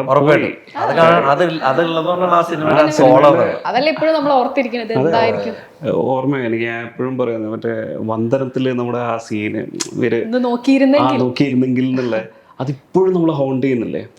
സത്യമല്ലേ? അത് അതേപോലെ തന്നെ ഇപ്പൊ ചച്ചു ജീവിതകാലം മുഴുവനും ആ ചച്ചുവിനെ ഓർത്ത് ഇന്ന് പോലും എന്നോട് ഒരാളെ ചോദിച്ചേ, എന്നാലും നിങ്ങളെ ചച്ചുവിനെ. എന്നോട് വോയിസിന്റെ കാര്യം ചോദിക്കുന്നവരോട് ഞാൻ എപ്പോഴും പറയുന്നത് മണിച്ചിത്രത്താഴാണ്. അതില് മറ്റേ കലെറിഞ്ഞു പൊട്ടിക്കുന്നത് കാണിക്കുന്നില്ല, പക്ഷെ നമുക്കറിയാം അത് പുള്ളിക്കാരി. അത് പക്ഷെ കാണിക്കാതിരിക്കുന്നതാണ് അതിന്റെ ഭംഗി. ചില കാര്യങ്ങളുടെ ഇന്റൻസിറ്റി നമ്മൾ പറഞ്ഞു കഴിഞ്ഞാൽ അത് അവിടെ നിന്നു. പറയാതിരുന്നു കഴിഞ്ഞാൽ എത്ര കൊണ്ട് ചിന്തിക്കാം. ഓരോരാളെ ഇന്റർപ്രിട്ടേഷൻ, ഓരോരാൾ അതിന് കഥ പല ആൾക്കാരും പല രീതിയിലാണ് നമ്മുടെ പടത്തിനെ ഇപ്പോൾ കണ്ടുകൊണ്ടിരിക്കുന്നത്. അവർ ഓരോ പേഴ്സ്പെക്റ്റീവിലൂടെയാണ്. ഒന്ന് അജയൻ എന്ന് പറഞ്ഞ അജയൻ തന്നെയാണോ ഇത് ചെയ്തത്, അജയൻ തന്നെ പ്ലാൻ ചെയ്തിട്ട് ഉണ്ടാക്കിയതാണെന്നുള്ള പല ആൾക്കാർ പറഞ്ഞിട്ടുണ്ട്. അങ്ങനെ ഓരോ സ്റ്റോറിയാണ് ഇപ്പോൾ എല്ലാവരുടെയും മനസ്സിലാവും അവരവരുടേതായ ഒരു കഥ. ഭരതനാട്യ കാര്യം ചോദിച്ചിട്ടായിരുന്നു, അയാൾ എന്തിന് കല്യാണം കഴിച്ചു എന്നുള്ളത് റീസൺ കൊടുത്തിട്ടില്ല എന്നുള്ളത്. അത് നമ്മൾ കൊടുക്കാതെ തന്നെ നമ്മളിപ്പോൾ പറഞ്ഞിട്ടുണ്ട്. ആൾ അവിടെ ആ നാട്ടിൽ സെറ്റിൽ ആയപ്പോൾ അവിടെ ഒരു ഫാമിലി കൂടെ നോക്കി ഒരു കോൺഫിഡൻസിന്റെ പുറത്താണ് പോയതാണെന്ന് മാത്രം പറഞ്ഞു വെച്ചിട്ടുള്ളൂ. അതിനപ്പുറത്തോട് നമ്മൾ അതിലോട്ട് ആ നാട്ടിലോട്ട് പോയി കഴിഞ്ഞാൽ അത് നമുക്ക് ഇപ്പൊ വരുന്നവർക്ക് ഒരു കുഞ്ഞു വില്ലനൊന്നും അല്ലെങ്കിൽ പോലും അയാൾ തെറ്റുകാരനാണല്ലോ. അതല്ല അതിനൊക്കെ ന്യായീകരിച്ച് ഇതൊക്കെ പോയി കഴിഞ്ഞാൽ ഇപ്പോൾ ഉള്ള സാധനം കിട്ടില്ല. അതുകൊണ്ട് നമ്മളത് ഒഴിവാക്കിയിട്ടുള്ളത്. ഇയാളെ ഇങ്ങനെ മരിക്കണം എന്നുള്ളത് തീരുമാനിച്ചത് എങ്ങനെയാ? കാരണം അത് ഭയങ്കര സിമ്പിളായി പോവോ അല്ലെങ്കിൽ ഒരു അല്ല നമ്മള് ഇപ്പൊ അതിലൊക്കെ നോക്കിയാൽ ഫസ്റ്റ് ഡയലോഗ് തന്നെ വരുന്നത് ആ പയ്യൻ കയറി വരുമ്പോൾ ആരുടെ കൂടെ നീ വന്നതെന്ന് ചോദിക്കുമ്പോൾ ജിതിൻ എന്ന് പറയുന്നത്. അപ്പൊ ആരാ സുനിയുടെ മോനോ എന്നാ ചോദിക്കുന്നത്. ഈ സുനി അവിടെ തെങ്ങ് കയറാൻ വരുന്ന ആളാണെന്നുള്ളത് നമ്മൾ പിന്നീട് പറയുന്നുണ്ട്. അപ്പോൾ ഇയാളുടെ ഉള്ളിലൊക്കെ ഉള്ള ഒരു കാസ്റ്റസും കാര്യങ്ങളൊക്കെ ഉണ്ട്. അപ്പൊ ഇവരുടെ ഇത് പേടിച്ചിട്ടാണ്, അതായത് ആരെങ്കിലൊക്കെ വന്ന് കണ്ടാലോ എന്നൊക്കെ പേടിച്ചിട്ട് ആ സുനീനെ കയറി തേങ്ങ അടിച്ചിരുന്നു എന്നുണ്ടെങ്കിൽ മേ ബി ഇയാൾക്ക് സംഭവിക്കില്ലായിരുന്നു. അത് അങ്ങനെ കണക്ട് ചെയ്ത് പോയിട്ടില്ല. പിന്നെ ഫാമിലിയുടെ മൊത്തം കാര്യങ്ങളൊക്കെ തെങ്ങ് തേങ്ങ കൊപ്ര അങ്ങനെ റിലേറ്റ് ചെയ്ത് പോകുന്നതാണ്. അപ്പൊ അതുകൊണ്ടാണ് അങ്ങനെ വിളിച്ചത്. അതിൽ ഈ പറഞ്ഞ പോലെ കാസ്റ്റ് ആണെങ്കിലും പല ആചാരങ്ങളെ ആണെങ്കിലും ഒക്കെ കളിയാക്കിയിട്ടുള്ള ഭയങ്കര സട്ടിലായിട്ടുമാണ്. എന്നാലും അത് കൊള്ളേണ്ടടത്ത് കൊള്ളുന്ന രീതിയിലും കൂടെ. എല്ലാത്തിലും ഒരു പ്രത്യേകത എനിക്ക് തോന്നി, ഒന്നെങ്കിൽ ഒരു ഒതുങ്ങിയ സ്പേസിലായിരുന്നല്ലോ കഥകളൊക്കെ പറഞ്ഞിട്ടുണ്ടായിരുന്നത്. വീടുകളാണ്, ഇതൊരു ഓഫീസ് സ്പേസ് ആണ്. ഓഫീസ് സ്പേസിലൊക്കെ ഒരു ക്രൈം നടക്കാതെ അതാ കഥയിൽ തന്നെ അതാ പറയുന്നത്. ഇവിടെ എങ്ങനെ സംഭവിച്ചു ഇത്? നേരത്തെ ചോദിച്ചില്ലായിരുന്നു സ്ട്രഗിൾ എന്ന് പറയാൻ പറ്റില്ല, എന്നാലും നമ്മൾ ഈ ആംഗിൾസ് വെക്കാൻ കുറച്ച് പരിമിതികളുണ്ടായിരുന്നു ഇത്ര ചെറിയൊരു സ്പേസ് ആയതുകൊണ്ട്. അതിനെ ഞങ്ങൾ ബ്ലോക്ക് ചെയ്ത് പരിപാടികൾ പിടിച്ചു വരാനായിട്ട് കുറച്ച് ടൈം എടുത്തായിരുന്നു. അതായത് ഈ ചെറിയ സ്പേസ് വലിയ സ്പേസ് ഒന്നും കണ്ടന്റ് വലുതാക്കുക എന്നുള്ള സംഭവമാണ്. എവിടെ ഷൂട്ട് ചെയ്യണം, ചിലപ്പോൾ ഇപ്പം മലയാളത്തിൽ ഒരുപാട് പടങ്ങളുണ്ടല്ലോ ഇങ്ങനെ ചെറിയ സ്പേസിൽ ഷൂട്ട് ചെയ്തിട്ടുണ്ട്. അപ്പം കണ്ടന്റ് വൈസ് നമുക്ക് മുകളിലേക്ക് കൊണ്ടുവരാൻ പറ്റുമെങ്കിൽ സ്പേസ് ഒരു പ്രശ്നമല്ല. പിന്നെ ചില പടങ്ങൾക്ക് എനിക്ക് തോന്നുന്നു ചെറിയ സ്പേസുകളാണെങ്കിൽ കുറച്ചും കൂടെ രസമായിരിക്കും. ഒരുപാട് സ്ഥലങ്ങളും ഒരുപാട് സംഭവങ്ങളും ഒരുപാട് ആളുകളും വന്നു കഴിയുമ്പോൾ നമുക്ക് ഭയങ്കര ഓവർ ക്രൗഡഡ് ആയിട്ട് ചിലപ്പോൾ ഫീൽ ചെയ്തൊന്നും വരും. കുറച്ച് കൺഫ്യൂഷൻ ഇല്ലാതെ കാണാം എന്നുള്ളൊരു സംഭവം. ലിമിറ്റേഷൻ അങ്ങനെ എന്ന് വെച്ചാൽ ഈ പറഞ്ഞ പോലെ തന്നെയാണോ അതിനെ എടുത്തിട്ടില്ല, അല്ലെങ്കിൽ അതിനൊരു ലിമിറ്റേഷൻ ഉണ്ട് എന്ന് തന്നെയാണോ വിചാരിക്കണേ? ഇങ്ങനെ ഒരു കുറച്ചാളിൽ ഒതുങ്ങി. ഞാൻ ആക്ച്വലി അതിലേക്ക് പോകുന്ന ഒരു പ്രോജക്ട് ഡിസൈൻ ഞാൻ പറഞ്ഞിട്ടുണ്ട്. ആക്ച്വലി നോൺസെൻസ് അങ്ങനെ ആയിരുന്നില്ല. നോൺസെൻസ് റോഡ് മൂവി ആയിരുന്നു. ഓരോ ദിവസവും ഓരോ ലൊക്കേഷൻ എന്ന് പറയുന്ന പോലെ അത്രയും ലൊക്കേഷൻസും ഷിഫ്റ്റുകളും ഒക്കെ ഉള്ള റോഡ് മൂവി ആയിരുന്നു. അപ്പൊ അങ്ങനെ അവരുടെ അടുത്തത് എനിക്ക് കുറച്ചും കൂടി പ്രോജക്റ്റ് വൈസ് രാത്രിയൊക്കെ ഷൂട്ട് ചെയ്യാൻ പറ്റണം. അങ്ങനെയാണ് ഞാൻ ഈ അടുത്തടുത്ത് കുറെ വീടുകൾ ഉണ്ടെങ്കിൽ ഇന്റീരിയേഴ്സ് പോസിബിൾ ആണ്. അങ്ങനെ ഈ സ്കോപ്പിനൊക്കെ പിടിച്ച അങ്ങനത്തെ ഒരു മിസ്റ്ററി പറയാന്നൊക്കെ ചിന്തിക്കുന്നത് അങ്ങനെയാണ്. ആക്ച്വലി ഒരു പ്രോജക്റ്റ് വൈസ് തന്നെയാണ് ചിന്തിക്കുന്നത്. ഇപ്പൊ രണ്ടാമത് നോൺസെൻസിൽ നിന്നും അതിലേക്ക് എത്താനുള്ള ഒരു സ്പേസ് ഞാൻ കുറച്ചുകൂടെ വലുതായിട്ട് ആലോചിച്ചാൽ ചിലപ്പോൾ ആസ് എ ഡയറക്ടർ എനിക്ക് ബുദ്ധിമുട്ടായിരിക്കും. പ്രാക്ടിക്കൽ ആവണം എന്നുള്ള ആംഗിളിൽ എപ്പോഴും തിയറിറ്റിക്കലി പറയുന്ന ഒരു കാര്യം ആക്ച്വലി ലിമിറ്റഡ് സ്പേസിൽ എപ്പോഴും നമ്മൾ ചിന്തിച്ചു തുടങ്ങണം. ഒരു ഫസ്റ്റ് ടൈം ഡയറക്ടറിന് ഇങ്ങനെ പറയാറുണ്ട്, അങ്ങനെ നിർബന്ധമില്ല, പക്ഷെ എപ്പോഴും അയാൾക്ക് നടക്കാൻ കൂടുതൽ സാധ്യത ഉള്ളത് എപ്പോഴും എടുത്തിട്ടുണ്ടെങ്കിൽ ബാഹുലും ഞാനും എനിക്ക് ഓർമ്മയുണ്ട് നമ്മുടെ സ്ക്രിപ്റ്റിന്റെ ഡിസ്കഷന്റെ ടൈമിലോ നമ്മളിങ്ങനെ കോവിഡിൻ്റെ സമയത്ത്, അപ്പം നമ്മൾ കോവിഡിൻ്റെ സമയത്ത് ഭയങ്കര കൺസ്ട്രെയിൻ ആയിരുന്നു. അപ്പോൾ അന്നത്തെ ടൈമിൽ തന്നെ നമ്മൾ ആലോചിച്ച് ഓക്കെ എത്രയും പെട്ടെന്ന് ഒരു പ്രോജക്റ്റ് നടക്കണം, അതെങ്ങനെ, അപ്പോൾ അതിനുള്ള പ്രോഡക്റ്റ് ഡിസൈൻ എങ്ങനെ ഇത്ര ചെറിയൊരു ലൊക്കേഷൻ എന്ന് പറഞ്ഞാൽ ഒരു മിനിമൽ ലൊക്കേഷനിൽ ചെയ്യാൻ പറ്റുന്ന അങ്ങനെയായിരുന്നു ആ സമയത്ത് കോവിഡ് കഴിഞ്ഞ സമയത്ത് നമ്മൾ ഇതിനെ ചിന്തിച്ചത് എന്താ പറഞ്ഞാൽ എത്രയും പെട്ടെന്ന് നമുക്ക് നെക്സ്റ്റ് പ്രോജക്റ്റ് തുടങ്ങണം. അപ്പോൾ എന്ത് ചെയ്യാം, ഓക്കെ പെട്ടെന്ന് തന്നെ ഒരു പ്രൊഡക്ഷൻ കമ്പനീനെ നമ്മളൊരു കഥ പറയുമ്പോൾ തന്നെ അവർ നമ്മുടെ പ്രോജക്റ്റ് ഇത്രയും ബഡ്ജറ്റിനുള്ളിൽ കൺവിൻസിങ് സ്റ്റേജിൽ എത്തിക്കണം എന്നുള്ള ഫസ്റ്റ് തോട്ട്. അപ്പോൾ നമ്മൾ ആദ്യം തന്നെ ചോദിച്ചു ഓക്കെ എത്രയും പെട്ടെന്ന് നടക്കേണ്ട കാര്യങ്ങൾ നമ്മളൊരു ലിസ്റ്റ് ഔട്ട് ചെയ്തു. എന്നിട്ടാണ് നമ്മളെ മനസ്സിൽ കൊടുത്തു. പിന്നെയാണ് ബാഹുൽ എത്തിച്ചിട്ട് എനിക്കൊരു സബ്ജക്റ്റ് ഉണ്ട് എന്ന് പറഞ്ഞിട്ട് അവൻ പോയി 8 ദിവസത്തിൽ എഴുതിയിട്ട് വന്ന സംഭവമാണ് ഈ കിഷ്കിന്ദ. അപ്പോൾ നോക്കുമ്പോൾ എന്ന് പറഞ്ഞാൽ ക്യാരക്ടേഴ്സ് കുറവ്, ലൊക്കേഷൻ കുറവ്. അപ്പോൾ എന്ന് പറഞ്ഞാൽ ഡേയ്സ് നമുക്ക് ഒരു സ്ഥലത്ത് തന്നെ ലൊക്കേഷൻ തന്നെ ഷൂട്ട് ഉണ്ടെങ്കിൽ നമുക്ക് ഫാസ്റ്റ് ആയിരിക്കും. അത്ര കൂടുതൽ നമുക്ക് ലൊക്കേഷൻ വേറെ ലൊക്കേഷനിൽ പോകേണ്ട, അപ്പോഴാണ് ഷിഫ്റ്റ് വരുമ്പോഴാണ് നമുക്ക് എപ്പോഴും ഡിലേ കൂടുതലാവുക. അപ്പോൾ എനിക്ക് തോന്നുന്നു പ്രൊഡക്ഷൻ വൈസ് പ്രോജക്റ്റ് വൈസ് എല്ലാം നമ്മൾ കുറച്ച് മിനിമൽ ആക്കിയിട്ടുണ്ട്. എത്രയും പെട്ടെന്ന് പുതിയ ആൾക്കാർക്ക് എത്രയും പെട്ടെന്ന് പ്രാക്ടിക്കൽ ആവും. പക്ഷെ കുറെ കൂടി വേറെ തന്നെ പോസിറ്റീവ് സൈഡുണ്ട്. റൈറ്റിംഗ് ടൈമിലാണെങ്കിലും നമ്മൾ ഒരുപാട് ബ്രെയിൻ സ്ട്രോം ചെയ്യും. ഇതിന്റെ ഉള്ളിൽ തന്നെ എങ്ങനെ നമുക്ക് പുതുമ ഉണ്ടാക്കാം. അപ്പൊ ഒരു തരത്തില് അത് പ്ലസ് ആണ് സത്യം പറഞ്ഞത്. ഭരതനാട്യം ആണെങ്കിൽ പോലും ഈ കോവിഡ് ടൈമിലാണ് എഴുതിയത്. അപ്പൊ ആ ടൈമില് സമയത്തുണ്ടാവില്ല 50 പേരെ വെച്ച് മാത്രം ഷൂട്ട് ചെയ്യാറുണ്ട്. ഇനിയിപ്പോൾ ലോകം ഇങ്ങനെയായിരിക്കും, ഇനിയിപ്പോൾ ലോകത്തിന് കോവിഡ് പോകില്ല ആ ടൈമിൽ ഓക്കെ. അപ്പൊ അങ്ങനെയാണെങ്കിൽ ഇപ്പൊ കുറെ പേരുടെ കയ്യിൽ ഇരിക്കുന്ന സബ്ജക്റ്റ് ഒക്കെ നിന്നുണ്ടാവും. ഇനിയിപ്പോ എല്ലാവരും നോക്കണ്ടാവും ചെറിയ സ്കെയിലിൽ എന്ത് ചെയ്യാൻ പറ്റും. അപ്പൊ അവിടേക്ക് നമുക്ക് കയറി ചെല്ലാം എന്ന് പറഞ്ഞിട്ടാണ് ഈ പറഞ്ഞ ആ ടൈമില് ഇനീഷ്യൽ ഡ്രാഫ്റ്റിലൊന്നും ഈ പറഞ്ഞ പോലത്തെ അമ്പലം വെളിച്ചപ്പാട് പരിപാടികൾ ഉണ്ടായിരുന്നില്ല. ഹോസ്പിറ്റൽ വീട് എന്നുള്ള സംഭവം മാത്രം വളരെ കുറച്ച് ക്യാരക്ടേഴ്സിനെ വെച്ച് മാത്രം ചെയ്യാൻ പ്രാക്ടിക്കലി നടക്കാൻ സാധ്യതയുള്ള പ്രൊജക്റ്റ് ഉണ്ടാക്കുക എന്ന് പറഞ്ഞ് അങ്ങനെ ചെയ്തായിരുന്നു. ഈ ഭരതനാട്യമാണെങ്കിലും അങ്ങനെ തന്നെ കോവിഡ് ടൈമിൽ ഉണ്ടാക്കാൻ നോക്കി. അതിലിപ്പോ ഈ രണ്ടാമത്തെ ഫാമിലി ഇവിടെ വന്ന് നിൽക്കുന്നില്ല, അത് ആക്ച്വലി സെക്കൻഡ് ലോക്ക്ഡൌൺ ആയതുകൊണ്ട് അവർ വന്ന് നിൽക്കുന്നതായിരുന്നു ആദ്യത്തിൽ ഉണ്ടായിരുന്നത്. ഇപ്പൊ കൊറോണ ടൈമിൽ സമയം ഈ പറഞ്ഞ പോലെ കോവിഡിന് മുമ്പ് ഇങ്ങനെ തന്നെ ആലോചിച്ചേ 19-ലായിരുന്നു. അപ്പൊ ഞാനെപ്പോഴും ഒരു വീട് പോരാതെ എനിക്കുണ്ട്. കാരണം ഒരു വീട് ആകുമ്പോൾ നമുക്ക് സ്കെയില് ചെറുതാണ്, നമുക്കൊരു ഫ്രെയിം ആണെങ്കിലും അതിന്റെ പോസിബിലിറ്റി കുറയും. കുറച്ചധികം വീടുകൾ ഉണ്ടെങ്കിൽ തലയണ മന്ത്രമോ അല്ലെങ്കിൽ ഗാന്ധിനഗർ സെക്രട്ടറിയേറ്റോ പോലെ കുറെ ക്യാരക്ടേഴ്സും ഉണ്ടാവും, ഇൻട്രസ്റ്റിംഗ് ആയിട്ടുള്ള ക്യാരക്ടേഴ്സും ഉണ്ടാവും. അപ്പൊ അവിടെ എന്ത് പറയാൻ പറ്റും എന്ന് പറയുമ്പോൾ കുറച്ചും കൂടി സ്കെയിലുണ്ട് പടത്തിന് എന്നുള്ളൊരു തോന്നലാണ്. ഇവർ നമ്മുടെ പടത്തിൽ തന്നെ നമ്മൾ ആക്ച്വലി ആ മിലിറ്ററി സീക്വൻസ് എല്ലാം കുറച്ചും കൂടിയും ചെയ്യേണ്ടതായിരുന്നു. പക്ഷെ അത് ഓക്കെ, ആ ഒരു ടൈമിൽ പിന്നെ നമുക്ക് ചെയ്യാൻ പറ്റിയില്ല. നമ്മൾ ആക്ച്വലി ഷൂട്ട് പ്ലാനെല്ലാം ചെയ്തത് നമ്മൾ നോർത്ത് ഈസ്റ്റ് ഏതെങ്കിലും പ്ലേസിലെല്ലാം മിലിറ്ററി ഏരിയയിലെല്ലാം പോയിട്ട് അതല്ല, ഇയാളുടെ ആ മെമ്മറി ഇഷ്യൂസ് എല്ലാം കാണിക്കുന്നത് ഇയാൾ ആ രീതിയിലുള്ളൊരു ആളായിരുന്നു എന്നുള്ള ഷാർപ്പ് ഷൂട്ടർ ആയിരുന്നു. അങ്ങനത്തെ എല്ലാം കാര്യങ്ങൾ കുറച്ച് ഡീറ്റെയിലിംഗ് കുറച്ച് ചെയ്യാന്നുള്ള രീതിയിലുള്ള പ്ലാൻ ഉണ്ടായിരുന്നു. പക്ഷെ അന്ന് ചെയ്തില്ല. അപ്പോൾ നമ്മൾ ഈ വീട് എല്ലാം പരിസരം എല്ലാം ചെറുതാണെങ്കിൽ നമ്മൾ കുറച്ചും കൂടി അതിനെ കുറച്ച് സ്കെയിൽ കൂട്ടാനുള്ള കുറേ ശ്രമങ്ങൾ നടത്തിയിട്ടുണ്ടായിരുന്നു. വൈഡ് ആംഗിളെല്ലാം വെച്ച് കൂടുതൽ എക്സ്പോഷർ കുറേ ചെയ്തിട്ടുണ്ടായിരുന്നു. അതേപോലെ നമ്മൾ ട്രെയിലറിൽ നമ്മൾ ചെറിയ ഒരു കാശ്മീരി ഫൂട്ടേജെല്ലാം ഇട്ടിട്ടാണ്. അപ്പം നമുക്ക് ഒരു പ്രോജക്റ്റ് കാണുമ്പോൾ ആൾക്കാർ ഇതിന് ഒരു അപ്പം തന്നെ സ്കെയിൽ കുറച്ച് വലിപ്പം തോന്നും. തിയേറ്ററിൽ പോയി കാണണമെന്നൊരു തോന്നലുള്ള ഒരു സംഭവം ഉണ്ടല്ലോ. അതിൽ ഈ പറഞ്ഞ ആളുകളുടെ എണ്ണവും ഒരു ഫാക്ടറാന്ന് തോന്നുന്നു അല്ലേ? ഇങ്ങനെ പല പല ക്യാരക്ടേഴ്സ് ഉണ്ട് എന്നുള്ളത് അങ്ങനെയല്ല ഞാൻ പറഞ്ഞു. ആക്ച്വലി നമുക്കിത് തിയേറ്ററിൽ കാണണമെന്ന് തോന്നണം ആക്ച്വലി അല്ലേ? ഇപ്പൊ ഞാനടക്കം ചൂസ് ചെയ്യണം. അപ്പൊ ഞാൻ എന്നിലേക്കാണ് എപ്പോഴും നോക്കുന്നത്, ഞാൻ എങ്ങനെയാണ് ഒരു പടം ചൂസ് ചെയ്യുന്നത് കാണാൻ. അപ്പോൾ അതുപോലെ ആയിരിക്കും എല്ലാവരുടെയും ഉള്ളിലും അതുണ്ടാവുക. അപ്പൊ അവരുടെ ചൂസിൽ നമ്മൾ പെടണം. അപ്പോൾ ആ പറഞ്ഞ സംഭവമാണ് ഏറ്റവും പാട്. തിയേറ്ററിൽ ആളുകളെ കാണിക്കണം, ഈ ചെറിയ സ്പേസിൽ നമ്മൾ ഷൂട്ടിങ് ചെയ്യണം, അത് കാണാൻ തോന്നാന്ന് പറഞ്ഞാൽ ഇച്ചിരി പാടാണ്. നിങ്ങളുടെ ആ ഒരു ബാത്റൂം സ്പേസിലെ മരണം എന്തൊക്കെ പറഞ്ഞാലും അത് ഒരു കഷ്ടപ്പാടുള്ളത് തന്നെയായിരിക്കുമല്ലോ. അതെ, കഷ്ടപ്പാട്. അല്ല, നിങ്ങളുടെ ആ ഇൻട്രോ ബ്ലോക്ക് തിയേറ്ററിൽ ഭയങ്കര ഇമ്പാക്ട് തോന്നിയ സംഭവം. എല്ലാവരും കൂടി പേടിപ്പിക്കുന്ന പോലത്തെ സംഭവമായിരുന്നു. ആക്ച്വലി അത് വേറൊരു സാധനമായിരുന്നു. മ്യൂസിക്കും സംഭവങ്ങളൊക്കെ വേറൊരു പരിപാടിയായിരുന്നു. അതും നല്ലതായിരുന്നു. അത് കഴിഞ്ഞിട്ട് പിന്നെ ഞങ്ങൾ എബി സാൽവിൻ തോമസ് മ്യൂസിക് ഡയറക്ടർ, പുള്ളിയുടെ അടുത്ത് പോയിട്ട് സംസാരിച്ച് പുള്ളി വേറൊരു സാധനം തന്നു. അതാണ് കണ്ട ഐറ്റം. അതും വിഷ്ണു ഗോവിന്ദിൻ്റെ സൗണ്ട് എഫക്ട്സും കാര്യങ്ങളൊക്കെ വന്നു. പിന്നെ ഒരു എല്ലാവരും ചർച്ച ചെയ്യുമ്പോൾ നമുക്ക് ഭയങ്കര സന്തോഷം. അതൊക്കെ ഇപ്പോഴും ഇതിങ്ങനെ എടുത്ത് പറയുമ്പോൾ നമുക്ക് ഭയങ്കര സന്തോഷം.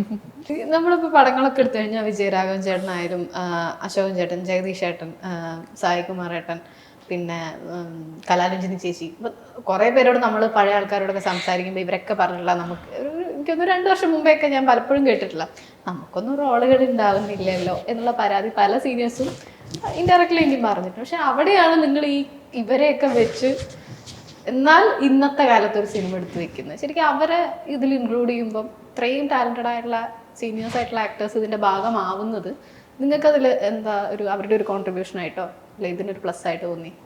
പ്ലസ് ആയിട്ട് അവരുടെ എക്സ്പീരിയൻസ് എന്ന് പറയുന്നത് നമുക്ക് ഭയങ്കരമായിട്ട് ഗുണം ചെയ്തത്. നമ്മൾ എന്ത് വിചാരിച്ചതിനേക്കാളും മേലേക്ക് തരുന്ന ആൾക്കാരാണ് ഈ 2 പേരും. അപ്പോൾ അവരോടൊപ്പം വർക്ക് ചെയ്യുക എന്നുള്ളൊരു സ്വാർത്ഥത കൂടുതലുണ്ട്.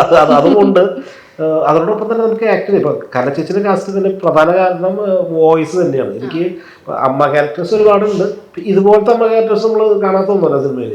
പക്ഷെ അവിടെ എന്തെങ്കിലും പറയുന്ന ഡയലോഗ്സ് ഒരു രസം തോന്നണമെന്നുണ്ടെങ്കിൽ കലച്ചേച്ചിയുടെ വോയിസ് പണ്ടേ എനിക്ക് സ്ട്രൈക്ക് ആയിട്ടുള്ള, പണ്ടേ എന്നുള്ളതല്ല മനോഹരത്തിലാവുന്നുണ്ട് എനിക്ക് പുള്ളിക്കാരൻ വോയിസ് സ്ട്രൈക്ക് ആയിട്ടുള്ളതും അത് യൂസ് ചെയ്യാൻ പറ്റുന്നതല്ല. സിനിമയിലൊക്കെ ത്രൂ ഔട്ട് ഇവിടെ മനോഹരത്തിൽ കുറച്ചേ ഉള്ളൂ ചേച്ചി. അപ്പോൾ ത്രൂ ഔട്ടൊക്കെ വന്നാൽ രസമായിരിക്കുമല്ലോ എന്നുള്ളതൊക്കെ മനസ്സിൽ തോന്നിയിട്ടുണ്ടായിരുന്നത്. അപ്പോൾ കലച്ചേച്ചി മനസ്സിൽ നോട്ടടാ. അപ്പോൾ ഇത് എഴുതിക്കൊണ്ടിരിക്കുന്ന സമയത്താണെന്നുണ്ടെങ്കിലും ഏത് സ്പിരിറ്റിൽ എന്ന് ചോദിക്കുന്നത് കലച്ചേച്ചിയുടെ വോയിസിൽ എൻ്റെ മനസ്സിൽ എഴുതുമ്പോഴുള്ളത്. അപ്പോൾ ആ വോയിസ് യൂസ് ചെയ്യുക എന്നുള്ളതൊരു പ്രധാന കാരണമാണ്. സായി ചേട്ടൻ്റെ കാര്യത്തിൽ സായി ചേട്ടൻ എന്ന് പറയുമ്പോൾ നമുക്ക് ഉണ്ടാവുന്ന ഒരു പേടിയുണ്ടല്ലോ, എല്ലാവർക്കും മനസ്സിൽ ആദ്യ മാസം ഒന്നും വന്നു പോകും.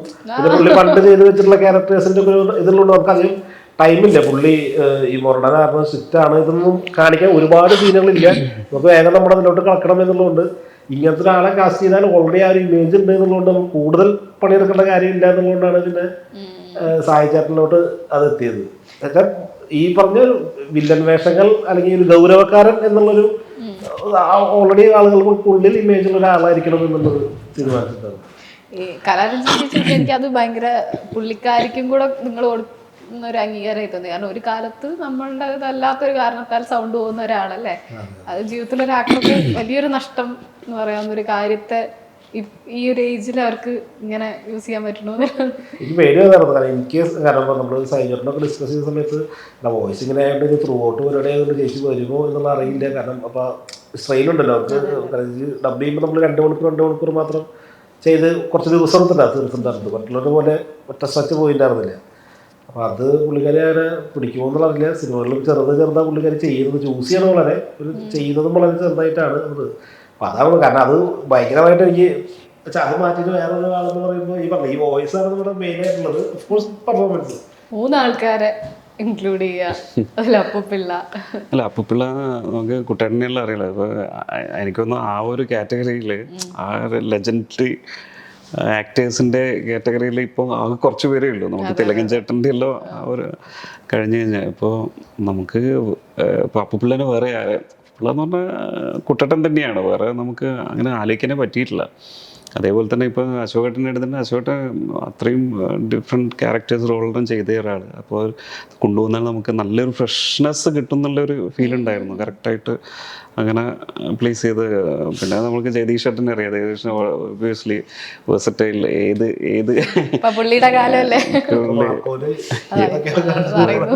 ടോട്ടലി ഡിഫറെൻറ്റ് ക്യാരക്ടേഴ്സും ഹാൻഡിൽ ചെയ്യാൻ പറ്റിയൊരു ആക്ടേഴ്സ് നമ്മൾ ഒരു തരത്തിലും വേറെ ഒരാളെയൊന്നും ചിന്തിക്കാൻ പറ്റിയിട്ടില്ല എന്നുള്ളതാണ്. കറക്റ്റായിട്ട് അതാണ് ചില ഇതെല്ലാം സംഭവിക്കുന്നതാണ്. കറക്റ്റായിട്ട് പ്ലേസ് ആവും ഓരോ ക്യാരക്ടേഴ്സ്. നിങ്ങളേലും നോക്കിയിട്ടുണ്ടല്ലേ, ഓരോരാളുടെ പടത്തിൽ നോക്കിയിട്ടുണ്ടെങ്കിൽ നമ്മൾ ഏറ്റവും ആദ്യം 2019 ഞാൻ ഹാപ്പി ഹോസ്പിറ്റൽ വരുന്നതിന് മുമ്പേ ഈ മനോഹര ചേച്ചിയാണ് അത് ചെയ്യേണ്ടതെന്നുള്ളത്.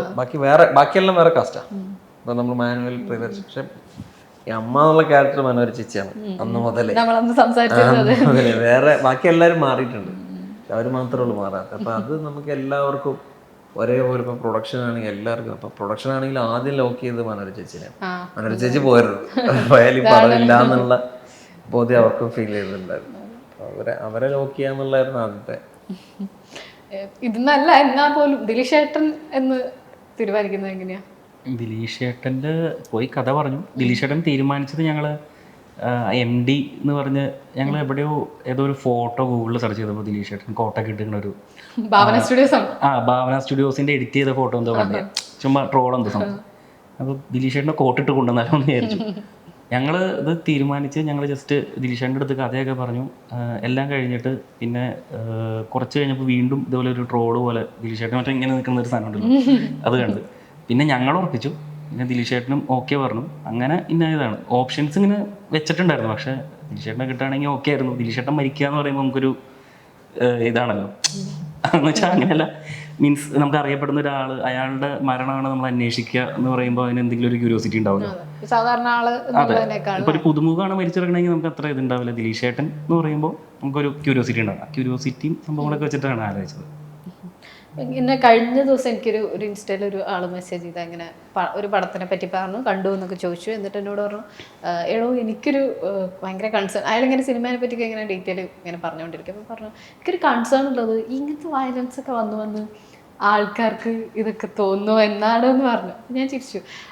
ക്ലീഷയായിട്ട് നമ്മൾ സംസാരിച്ചുകൊണ്ടിരുന്ന സിനിമ ഇൻഫ്ലുവൻസ് ചെയ്യുമോ എന്നുള്ളത്. പക്ഷെ കുറച്ചുകൂടെ ഈ ഇങ്ങനത്തെ സ്പേസുകളിലേക്ക് ഇത് വരികയാണല്ലോ, വീട് ഇതൊക്കെ സംഭവിക്കുന്നു തന്നെ. അപ്പം നിങ്ങൾ ഇതിനെ കാണുന്നത് സൊസൈറ്റിയുടെ റിഫ്ലക്ഷൻ മാത്രമാണ് എന്നാണോ, അല്ലെങ്കിൽ ഇതിന് എന്തെങ്കിലും ഒരു ചെറിയ അംശമെങ്കിലും? നമ്മൾ ഉറപ്പായിട്ടും വീടുകളിൽ ഏറ്റവും കൂടുതൽ കഴിയുന്ന ആൾക്കാരാണ്.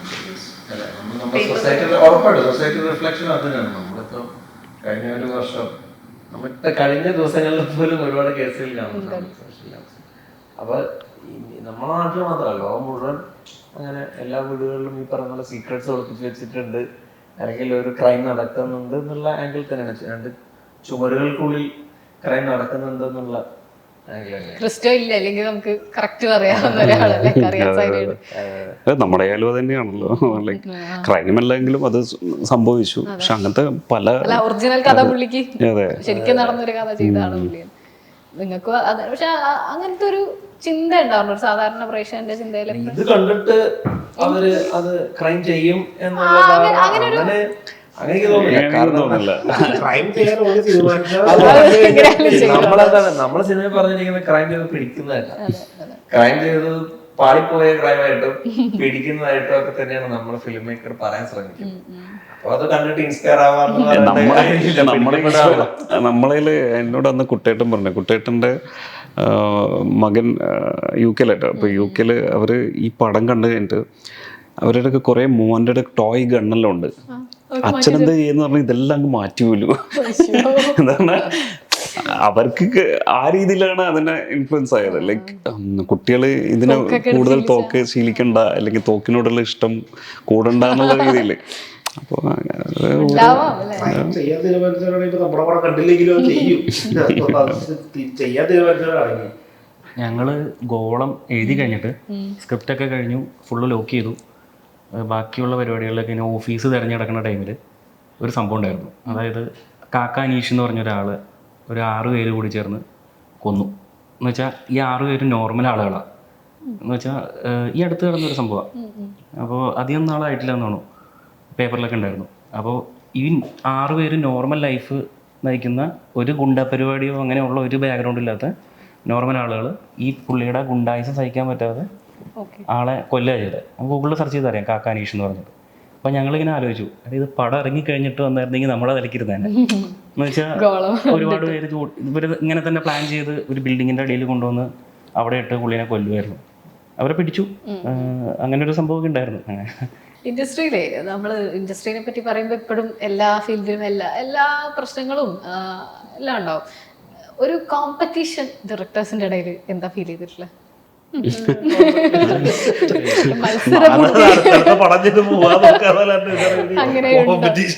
മത്സരബുദ്ധി ഉണ്ടോ? എനിക്കൊന്നും നമ്മൾക്ക് ഉള്ളിൽ തന്നെയാണ് നമ്മള് കോമ്പറ്റീഷൻ. നമ്മളോട് തന്നെ നമ്മളടുത്ത് എന്ത് ചെയ്യുന്നുള്ള ചിന്തയാണ്, മറ്റുള്ളവരെന്ത് ചെയ്യുന്നു എന്നുള്ളത് നോക്കുക.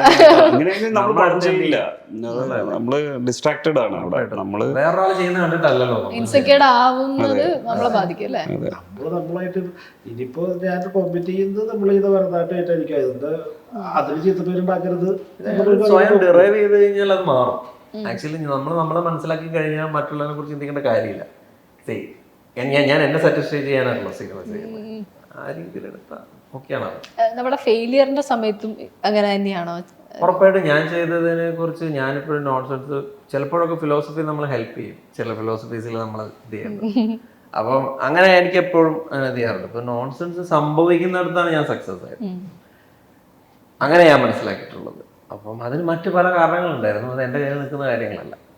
ഒരു സിനിമ എപ്പോഴും അത് നന്നാവോ അല്ലെങ്കിൽ അത് വിജയിക്കാന്നൊക്കെ പറയുന്നത് ഒരാളുടെ വൺ മാൻ ഷോ അല്ല. അതായത് എല്ലാവരുടെയും ഒരു ഗ്രൂപ്പിന്റെ വിജയമാണ് ആക്ച്വലി. സൂക്ഷ്മദർശിനി അങ്ങനെ തന്നെയാണ്. അതിന്റെ പ്രൊഡക്ഷന്റെ പാർട്ട് ഭയങ്കര വലുതാണ്. അതിൻ്റെ ക്രൂ മെമ്പേഴ്സ് എല്ലാവരും ആക്ടേഴ്സ്, അത് എല്ലാവരുടെയും കൂടി ഒരു ടീം കളക്റ്റീവ് ഫേസ് ആണ്. ഉറപ്പായിട്ടും. ഇപ്പൊ ഞാനിപ്പോഴും ആലോചിക്കുന്നത്, നമ്മള് പടം ആക്ച്വലി ജാനുവരിയിൽ റിലീസ് ചെയ്യേണ്ട പടമായിരുന്നു. പക്ഷെ ഓക്കെ, ആസിയുടെ 2 പടം അങ്ങനെ നമ്മുടെ മുന്നേ ഇറക്കേണ്ട പടം കുറച്ച് ഡിലേ ആയതുകൊണ്ടാണ് നമ്മൾ. അപ്പോൾ എല്ലാം എനിക്ക് വിഷമമുണ്ടായിരുന്നു, അയ്യോ നമ്മളിങ്ങനെ ഡിലേ ആവുന്നു.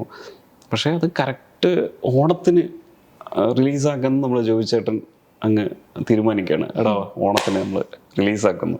എനിക്ക് ആദ്യമെല്ലാം കേട്ടില്ല, ഓണത്തിന് റിലീസ്, നമ്മൾ ആദ്യമായിട്ട് എല്ലാവർക്കും ഉള്ള ഓണം റിലീസ്. പക്ഷേ എന്നോട് പല ആൾക്കാർ എന്നെ വിളിച്ചിട്ട് പറഞ്ഞു, രഞ്ജിത്തെ നീ പിന്നെയും ഒന്നും കൂടി ഇത് തിങ്ക് ചെയ്യണം. എന്താണ് ഓൾറെഡി അമ്മണിപ്പിള്ള അറിയാലോ നിങ്ങൾക്ക് സംഭവിച്ചത്, അതേ സംഭവം നല്ല പടാന്ന് തോന്നുന്നുണ്ട്. നിങ്ങൾ ട്രെയിലറെല്ലാം കണ്ടിട്ട് അത് ഈ സമയത്ത് തന്നെ ഇറക്കണോ? ആ സിനിമ കുറേ തിയേറ്റേഴ്സ് ഓണേഴ്സ് നമ്മളെ വെൽവിഷേഴ്സ് വിളിച്ചു ചോദിച്ചിട്ടുണ്ടായിരുന്നു. ഫെസ്റ്റിവൽ സിനിമ പക്ഷേ നമ്മൾ ഇറക്കി ഇപ്പൊ ആൾക്കാർ പറയുന്നത് നിങ്ങൾ ഗെയിം ചേഞ്ച് ചെയ്തു, മീൻസ് ട്രെൻഡ് ചേഞ്ച് ചെയ്തു. ധൈര്യം എന്തും ഇറക്കാന്നുള്ള പല പ്രൊഡ്യൂസേഴ്സും പറഞ്ഞു. നിങ്ങൾക്ക് നമുക്ക് കോമ്പറ്റീഷൻ എന്ന് പറഞ്ഞൊരു പരിപാടി മനസ്സിലില്ല. എന്ന് വെച്ച് കഴിഞ്ഞാൽ ഈ പറഞ്ഞ പോലെ സിനിമേനെ ഇവർ പറഞ്ഞ പോലെ തന്നെ നമ്മളുടെ സിനിമേനെ തന്നെ ആയിരിക്കുമല്ലോ ഇനി കോമ്പറ്റ് ചെയ്യുക. ഇനി കോളത്തിനെയാണ് ഞാൻ കോമ്പറ്റ് ചെയ്ത് അടുത്ത പടം ചെയ്യേണ്ടി വരിക. വേറെ പടങ്ങളെല്ലാം നമ്മളുടെ കൂടെ നമ്മൾ വർക്ക് ചെയ്യുന്ന ഒരു ഇൻഡസ്ട്രിയിൽ അവർ ചെയ്യുന്ന വർക്കുകളാണ്. അത് ഞാൻ എല്ലാ ശനിയും ഞായറും ഒക്കെ പടത്തിന് പോകും. അതൊക്കെ കണ്ട് ആസ്വദിക്കുകയാണ്. അവരായിട്ട് കോമ്പറ്റ് ചെയ്യാനുള്ള ഒരു പരിപാടിയല്ല, അങ്ങനെ ആലോചിച്ചിട്ടില്ല. അല്ല, ഇപ്പോഴത്തെ ടൈമിൽ ഏറ്റവും ടെൻഷൻ ഡയറക്ടേഴ്സിൻ്റെ ഉള്ളിൽ എനിക്ക് തോന്നുന്നു പറഞ്ഞാൽ നല്ല കണ്ടന്റ്. എനിക്ക് ഇപ്പോഴത്തെ കാലത്ത് എന്താ പറഞ്ഞാൽ ഞാൻ എപ്പോഴും സംസാരിക്കുന്നത് നമ്മളെ ഫ്രണ്ട്സിൻ്റെ കൂടെ എന്താ പറഞ്ഞാൽ ഒരു കാലഘട്ടത്തിലെ ഒരു ടീമെല്ലാം പോയി കഴിഞ്ഞു, പുതിയൊരു ജനറേഷൻ എപ്പോഴും ഉള്ളത് കുറേ അല്ലേ. അപ്പോൾ ഇവരെ മുന്നേ ഇപ്പം എൻ്റെ മകൻ 12th ഈ മകൻ്റെ മുന്നിലാണ് ഞാൻ എൻ്റെ പടം കാണിക്കുന്നത്. എനിക്ക് ഭയങ്കര ടെൻഷനായിരുന്നു അവൻ എങ്ങനെയാണ് അത് എടുക്കുക എന്നുള്ളത്, മനസ്സിലായില്ല. അപ്പോൾ പക്ഷേ അവന് ഭയങ്കര ഇഷ്ടപ്പെട്ടു നമ്മളെ പടം.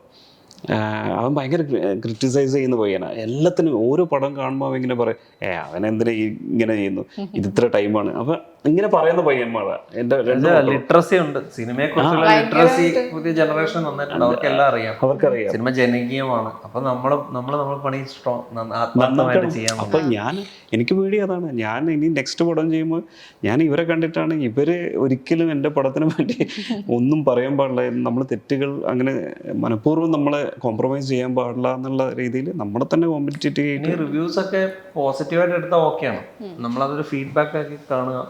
പിന്നെ പറയുന്ന ഭാഷയിൽ ഭയങ്കര വ്യത്യാസമുണ്ട്. ഒരാൾ നമ്മളെ അടുത്ത് ഒരു കാര്യം നമ്മൾ ഫീഡ്ബാക്ക് കൊടുക്കുമ്പോഴാണെങ്കിലും ഭാഷ നമ്മളെ ഭയങ്കരമായിട്ട് നമ്മളെ ട്രിഗർ ചെയ്യുന്ന രീതിയിൽ സംസാരിക്കുന്നതും അത് അവരുടെ അടുത്തൊരു സംസാരത്തിൽ നിന്ന് നമുക്ക് പിടികിട്ടും ഇവ എന്താ ഉദ്ദേശിക്കുന്നത് എന്നുള്ളത്. അപ്പൊ ആ ഫീഡ്ബാക്ക് എപ്പോഴും ഞാൻ പോസിറ്റീവായിട്ട് എടുക്കാറുള്ളൂ. നെഗറ്റീവ് ആണെങ്കിലും ആ പോസിറ്റീവായിട്ട് എടുക്കാറുള്ളൂ. കാരണം പുള്ളി പറയുന്നതിൽ എന്തോ ഉണ്ട് എന്ന് നമുക്ക് തന്നെ ഫീൽ ചെയ്യുമല്ലോ. അത് നമ്മളെ വളർച്ചയ്ക്ക് അത് തന്നെയാണ്, അങ്ങനെ തന്നെയാണ് കാണുന്നത് ആക്ച്വലി. അപ്പോൾ അത് നമ്മൾ എടുത്താൽ ഉറപ്പായിട്ടും നമ്മളത് അടുത്ത പ്രോജക്റ്റിൽ നമ്മൾ അതിനുള്ള മാറ്റങ്ങൾ. രഞ്ജിതേട്ടൻ പറഞ്ഞു തന്നെ, ഹിച്ച്കോക്കിനെ നിങ്ങൾ പറയുമ്പോൾ നിങ്ങൾ പറയുന്നത് ആ അർത്ഥത്തിൽ മനസ്സിലാക്കാൻ പറ്റുന്ന ഒരു യൂത്ത് ഇവിടെ കുറച്ച് വർഷം ലിറ്ററസി ഉണ്ട് ആക്ച്വലി. ജനറേഷൻ ഉറപ്പായിട്ടും ഈ പറയുന്ന ഇന്റർനാഷണൽ സിനിമകളും കാണുന്ന ഒരു വലിയ ഓഡിയൻസ് ഉണ്ടല്ലോ, ഉണ്ടാവുന്നുണ്ട്. ഇപ്പം ഇൻഡസ്ട്രിയലാറിന്റെ ആ ഒരു റെഫറൻസിൽ നിങ്ങൾ മ്യൂസിക് ചെയ്യുന്നത് കേട്ട് അത് എടുത്ത് പറയാൻ ആൾക്കാരുണ്ടാവുന്നു എന്നുള്ളതും ഇന്ന് ചെയ്യാം. അത് പക്ഷെ ഒരു എക്സ്പ്ലോർ ചെയ്യാൻ ഒരു അവസരം കൂടെ തരില്ലേ കുറച്ചുകൂടെ, അല്ലേ? നമുക്ക് ചെയ്യാം. ഇവിടെ ഉണ്ട് ഇവര്. നമ്മൾ കുറെ കൂടി സത്യസന്ധമായ സിനിമയെ സമീപിച്ചാൽ ഓഡിയൻസ് ഉണ്ട്. സത്യം, അത് കറക്റ്റ് ആണ് കേട്ടോ. സത്യസന്ധമായിട്ട് ട്രൂ ആയിട്ട് നമ്മൾ ട്രൂ ആയിട്ട് ഇരിക്കുക, നമ്മൾ ട്രൂ ആയിട്ട് പടങ്ങൾ ചെയ്യുക. ഓഡിയൻസ് കണ്ടുപിടിക്കും. ഇപ്പൊ നമ്മള് ഞാൻ പല എൻ്റെ അസിസ്റ്റന്റ് ലേഡീസിനോടെല്ലാം പറയുന്നത്, എടാ ചെയ്യുന്നുണ്ടെങ്കിൽ നമ്മൾ ഭയങ്കര ട്രൂ ആയിട്ട് അതിനെ ഇത് ചെയ്യാം. നമ്മൾക്ക് എന്തെങ്കിലും ഹറിബറിയിൽ നമ്മൾ ഫ്രസ്ട്രേഷൻ കൊണ്ട് ഒരു പടം ചെയ്യുക എന്നുള്ള അങ്ങനത്തെ ഒരു തോട്ട് വന്നാൽ തന്നെ തീർന്നു നമ്മൾ നിങ്ങൾക്ക്. ശരിക്കും ഇപ്പോൾ ഒരു സക്സസ് എന്നുള്ളത് ഇപ്പോൾ OTT-യിൽ വിജയിച്ചു, അപ്പോൾ തിയേറ്ററിൽ ഹിറ്റല്ല. നമ്മൾ സംസാരിച്ചപ്പോൾ തന്നെ നിങ്ങളുടെ ഒരു കൺസേൺ ആയി, ഞാൻ തിയേറ്ററിൽ ഹിറ്റായ ഒരു സംവിധായകനല്ല എന്നാണ് എന്നോട് പറഞ്ഞിരുന്നത്. ഒരു സംവിധായകൻ എന്നുള്ള രീതിയിൽ തിയേറ്ററിൽ ഹിറ്റായിരുന്നെങ്കിൽ എന്തെങ്കിലും ഫിനാൻഷ്യൽ സാധനങ്ങളൊക്കെ പോട്ടെ, ഒരു പ്ലസ് എന്ന് ചിന്തിക്കാൻ വേറെ എന്താ ഉണ്ടാവുക? അങ്ങനെ ഉണ്ടോ? അല്ല, ഇപ്പോൾ സംവിധായകൻ എന്നുള്ള രീതിയിൽ ഞാൻ വളരെ ഹാപ്പിയാണ്. ഇപ്പോൾ തിയേറ്ററിൽ കിട്ടേണ്ടത് ഞാൻ ഇവിടുന്ന് കിട്ടിയെന്ന് കരുതുന്നുള്ളൂ. എനിക്ക് തോന്നുന്നു ഇപ്പോൾ കൂടുതൽ പേര് കണ്ടിട്ടുണ്ടെന്ന് തോന്നുന്നുണ്ട്. വിഷമം നമുക്ക് പ്രൊഡ്യൂസറുടെ സൈഡിൽ നിന്ന് ആലോചിച്ചിട്ട് വന്നിട്ടുണ്ട്. കാരണം ഇപ്പോൾ OTT-യിൽ നിന്ന് പുള്ളിക്ക് റവന്യൂ വരുന്നുണ്ട് എന്നുള്ളത് ശരിയല്ല. പക്ഷേ തിയേറ്റർ ഹിറ്റ് അടിക്കുമ്പോൾ പുള്ളിക്ക് കിട്ടേണ്ട ഒരു സംഭവം ഉണ്ടല്ലോ. അപ്പോൾ അതോർത്തിട്ട് മാത്രമേ എനിക്ക് ആ ഫിനാൻഷ്യൽ സൈഡ് ഓർത്തിട്ട് തന്നെ വിഷമം ഉള്ളൂ. ബാക്കി അതല്ലാതെ നമ്മളെ സംബന്ധിച്ചിടത്തോളം നമ്മൾ ചെയ്ത സിനിമ ആളുകൾ കാണുക, അഭിപ്രായങ്ങൾ കിട്ടുക, നമുക്ക് അടുത്ത പടം കിട്ടുക എന്നുള്ളത് മാത്രമാണ്. അത് ഇവിടെ സംഭവിക്കുന്നുണ്ട് OTT-യിലാണെങ്കിലും. ഫൈനലി ഒരു ഇൻഫ്ലുവൻസ് ഹിച്ച്കോക്കിനൊക്കെ പറഞ്ഞു, എന്നാലും ഒരു മലയാളത്തിൽ നിന്നോ അല്ലെങ്കിൽ ഇന്ത്യൻ ഡയറക്ടേഴ്സ് എന്നൊക്കെ ഒരു ഇൻഫ്ലുവൻസ് എന്ന് പറയാവുന്നത് സത്യനന്ദിക്കാട് ആണോ? അത് ഈ സിനിമയ്ക്ക് മാത്രമായിരുന്നു? അല്ല, അങ്ങനെയല്ല. ഞാൻ സത്യ സാറിന്റെ സിനിമകളൊക്കെ കണ്ടാണോ നമ്മുടെ ചെറുപ്പത്തിൽ നിന്ന് വളർന്നു വരുന്നത്. തീർച്ചയായിട്ടും ഇപ്പം ജോസ് സാർ സിനിമകൾ ഭയങ്കരമായിട്ട് റിപ്പീറ്റായിട്ട് എനിക്ക് ഒരു ടെക്സ്റ്റ് ബുക്കായിട്ട് എപ്പോഴും കാണാറുണ്ട് ജോസ് സാറിന്റെ സിനിമകൾ. ഞാൻ പറഞ്ഞില്ല, ഞാൻ യവനിക ഈ കഥയുടെ ഉണ്ടാക്കുന്ന സമയത്ത് യവനിക കണ്ടുകൊണ്ടിരിക്കുമ്പോൾ അതിലിങ്ങനെ പ്രിയദർശിനിയുടെ ഒരു പെർസ്പെക്റ്റീവ് ഉണ്ട്. ആക്ച്വലി മമ്മൂക്കയുടെ വൈഫ് മമ്മൂക്കയെ സപ്പോർട്ട് ചെയ്യുന്ന ഒരു രീതി ഒക്കെ. അപ്പം ഞാനെപ്പോഴും ആലോചിച്ചു, ജോർജ് സാർ ഇത് അന്നേ ഈ പെർസ്പെക്റ്റീവ് സിനിമയെ കൊണ്ടുവന്നിട്ടുണ്ട് ആക്ച്വലി. അപ്പോൾ അത് നമുക്ക് അതിനെയും എടുക്കാം, ആ ക്യാരക്ടറിനെ ഉടനീളം ഉപയോഗിക്കാം എന്നുള്ള ആംഗിളിൽ തന്നെ ആയിരിക്കും സിനിമ ഉള്ള രീതി. അപ്പം എപ്പോഴും അങ്ങനെ തോന്നിയിട്ടുള്ള ജോർജ് സാറാണ് എനിക്ക് ഒരു ഭയങ്കര ഇൻസ്പയറിംഗ് ആയിട്ട് തോന്നിയിട്ടില്ല. കാരണം പുള്ളി എപ്പോഴും ഇൻ്റർവ്യൂസിലൊക്കെ ഞാൻ കേട്ടിട്ടുണ്ട്, അത് പുള്ളി പല സിനിമകളെയും പ്രോജക്റ്റ് ഡിസൈനിങ് ആംഗിളിലാണ് എപ്പോഴും ആദ്യം കാണുന്നത്. അപ്പം പ്രോജക്റ്റ് ഡിസൈനിങ്ങിൽ ആ സിനിമ സംഭവിക്കണം, എന്നാലേ രാവിലെയും പകലും അപ്പോൾ അങ്ങനെ പുള്ളി കോലങ്ങൾ സിനിമകളൊക്കെ ഉണ്ടാക്കിയതിനെ പറ്റി ഇൻ്റർവ്യൂസിലൊക്കെ പറയുന്നുണ്ട്. പുള്ളിയുടെ ഒരു ഓട്ടോബയോഗ്രഫിയിൽ പുള്ളി പറയുന്നുണ്ട്, പുള്ളിക്ക് ഏറ്റവും അവസാനം ചെയ്യാൻ ആഗ്രഹിച്ച സിനിമ പുള്ളി ഹിച്ച്കോക്കിന് ഒരു ഹോമേജ് കൊടുക്കണം എന്നായിരുന്നു. പുള്ളിക്ക് സാധിച്ചില്ല. അപ്പം അങ്ങനെയൊക്കെ ഞാൻ ഭയങ്കര ഇൻസ്പയറിംഗ് ആയിരുന്നു പുള്ളി. അല്ല, ഞാൻ കൂടുതലും സൗത്ത് ഇന്ത്യൻ സിനിമ കാണാറുള്ളത്. മലയാളം തമിഴ് തന്നെയാണ് കൂടുതൽ ഫോളോ ചെയ്യുന്നത്, ഇംഗ്ലീഷിലോട്ട് അധികം പോകാറില്ല. ഒരുപാട് പേര് നമുക്ക് ഇന്നൊരാൾ എന്നുള്ളതല്ല, ഇഷ്ടപ്പെട്ട സിനിമകളെല്ലാം എല്ലാം നമ്മുടെ മനസ്സിലുണ്ടാവാറുണ്ട്. അതിപ്പോൾ സത്യജിത് സാറിൻ്റെ ആണെന്നുണ്ടെങ്കിലും, ഇനിയിപ്പോൾ ഇപ്പുറത്ത് ഷാജില സാറിൻ്റെ ആണെന്നുണ്ടെങ്കിലും, തമിഴിലോട്ട് പോകുകയാണെന്നുണ്ടെങ്കിൽ ഇപ്പോഴത്തെ ലോകേഷ് നെൽസൺ, ഇവരൊക്കെ കണ്ട സിനിമകളെല്ലാം നമ്മുടെ ഉള്ളിൽ നിൽക്കും എന്നുള്ളത് തന്നെയാണ്. ഒരൊറ്റ ഡയറക്ടറെ അല്ലെങ്കിൽ ഒറ്റൊരു ആളെ മാത്രം ഫണ്ട് വെച്ചിട്ട് അങ്ങനെയില്ല. ഇതന്നെ പറഞ്ഞത് KG ജോർജ് സാർ. അയ്യോ, ഞാൻ ഭയങ്കര ഫാനാണ്. ഏറ്റവും കൂടുതൽ സംവിധായകരെന്ന് കേട്ടിട്ടുള്ളതും അല്ല, കുറേ സംവിധായകരുണ്ട് കേട്ടോ നമ്മളെ ഇൻസ്പയർ ചെയ്ത. ഇപ്പോൾ സത്യനാരായണൻ സാറായാലും ശ്രീനിവാസൻ എല്ലാവരും. പക്ഷേ എല്ലാതും നമുക്കുണ്ടാവില്ല, നമുക്കൊരു ഇഷ്ടം ഉണ്ടാവില്ല. അപ്പോൾ അതിൽ എനിക്കൊന്ന് KG ജോർജ് സാർ തന്നെയാണ് നമ്മളെ ഭയങ്കരമായിട്ട് മലയാളത്തിൽ ഇൻസ്പയർ ചെയ്തത്. നോളൻ, പിന്നെ അങ്ങനെയെല്ലാം ഇന്റർനാഷണലി അങ്ങോട്ടുള്ള ആൾക്കാർ. ഇന്റർനാഷണൽ ആണ്, അതാണ് എൻ്റെ ഒരു യാഥാർത്ഥ്യം. ആ കാലത്തിലും എത്രയോ മുന്നേ തന്നെ ഇന്ന് നമുക്ക് എത്രയോ മുമ്പേ ഓസ്കാറുകളൊക്കെ കിട്ടേണ്ട സിനിമകളാണ് നമ്മൾ ചെയ്തിരിക്കുന്നത്. ഇന്നും പ്ലേസ് ചെയ്താൽ ഓക്കെ ആവുന്ന രീതിയിൽ കോലങ്ങളൊക്കെ പുള്ളി എനിക്ക് തോന്നുന്നു പുള്ളി എന്തോ ചെറിയ ഭയങ്കര ബുദ്ധിമുട്ട് ഷൂട്ട് ചെയ്ത സിനിമ. ഇന്റർവ്യൂസ് ഞാൻ മനസ്സിലാക്കിയിട്ടുള്ളതാണ്, ഒരു ചെറിയ ക്രൗഡ് ഫണ്ടും പരിപാടിയൊക്കെ ആയിട്ട് ഷൂട്ട് ചെയ്തിട്ടില്ല. ഇന്നും എനിക്ക് ആ സിനിമ കാണുമ്പോൾ ഭയങ്കര ഓരോ പ്രാവശ്യം കാണുമ്പോഴും ഓരോ പെർസ്പെക്റ്റീവ്സ് ഒക്കെ ഫീൽ ചെയ്യും. നമ്മൾ ഈ സൂക്ഷ്മാർഷനെ കാണുമ്പോൾ ഞങ്ങളുടെ റൈറ്റിംഗ് ടൈമിൽ ഭയങ്കര റെഫറൻസ് മെറ്റീരിയൽ ആയിരുന്നു കോലങ്ങൾ. ഈ അടുത്തടുത്ത വീടുകൾ പരിപാടിയൊക്കെ അതിലും ഉണ്ട്. ആക്ച്വലി ഞാൻ കൂടുതൽ സിനിമ ചെയ്യണം എന്ന് ആഗ്രഹിക്കുന്നത് സ്റ്റീഫൻ സ്പീൽബർഗിൻ്റെ പേര് കേട്ടിട്ട്, ഡിനോസറിനെ ഇങ്ങനെ കണ്ടിട്ട് ചെറുപ്പത്തിൽ അങ്ങനെ പേര് വരുമ്പോൾ സ്റ്റീഫൻ സ്പീൽബർഗ് ഫിലിം ബൈ എന്നൊക്കെ പറഞ്ഞ് ഡയറക്ടഡ് ബൈ എന്നൊക്കെ കാണിക്കുമ്പോൾ അതെന്താ സംഭവം എന്ന് അറിയാൻ വേണ്ടിയുള്ള ക്യൂരിയോസിറ്റിയിലാണ് ഫിലിം മേക്കിംഗ് ചെയ്യണം എന്നുള്ളൊരു ആഗ്രഹം വരുന്നത്. അതുകൊണ്ട് പുള്ളിയുടെ പടങ്ങൾ എനിക്ക് ഭയങ്കര ഇഷ്ടമാണ്. ഇപ്പോൾ ഇറങ്ങിയാലും ഇനിയിപ്പോൾ ഇറങ്ങണ്ടോയെന്ന് അറിയില്ല. അതാണ് മെയിനൊരു ഇൻസ്പിറേഷൻ. മലയാളത്തിൽ ഒരുപാട് സിനിമകൾ ഇങ്ങനെ എന്താ പറയുക, എപ്പോൾ കണ്ടാലും നമുക്ക് ഗുരുവൊക്കെ നമുക്ക് എടുത്തു പറയാം. ഞാനിപ്പോൾ അത് പറയേണ്ട കാര്യമില്ല. ഇപ്പോൾ ഇവർ പറഞ്ഞ KG ജോർജ് സാറിൻ്റെ പടങ്ങളായാലും എല്ലാം ഓരോ സ്റ്റഡി മെറ്റീരിയൽസാണ്. ഞാൻ ശരിക്കും സിനിമ കാണുമ്പോൾ ഒരിക്കലും ഒരു സ്റ്റഡി മെറ്റീരിയലായിട്ട് കാണാറില്ല. സിനിമ കണ്ട് ആസ്വദിക്കും. അതുകൊണ്ട് തന്നെ എല്ലാ രീതിയിലുള്ള പടങ്ങളും ഇങ്ങനെ ഇരുന്ന് കാണും, ഭാഷ്യ ഭേദമന്യേ ഇരുന്ന് കാണും. പക്ഷേ നമ്മൾ ഒരു പ്രൊജക്റ്റായിട്ട് മുന്നോട്ട് പോകുമ്പോൾ ഗോളത്തിൻ്റെ ടൈമിൽ സ്റ്റഡി മെറ്റീരിയൽ ആക്കാൻ വേണ്ടി ഈ കണ്ട പടങ്ങളൊക്കെ ചിലപ്പോൾ ഇൻസ്പയർ ചെയ്യാൻ വേണ്ടി ഇരുന്ന് കാണും. അതൊക്കെ തന്നെയാണ്. അപ്പോൾ ഇനിയും കുറച്ച് പേരും കൂടെ വരേണ്ടതായിരുന്നു. അപ്പോൾ എല്ലാവർക്കും താങ്ക് യു. 2024 ഞങ്ങൾ പ്രേക്ഷകർക്കൊക്കെ ഇത്രയും അടിപൊളിയാക്കി തന്നതിന്, നല്ല വിഷ്വൽ ട്രീറ്റ് തന്നതിന് താങ്ക് യു സോ മച്ച്.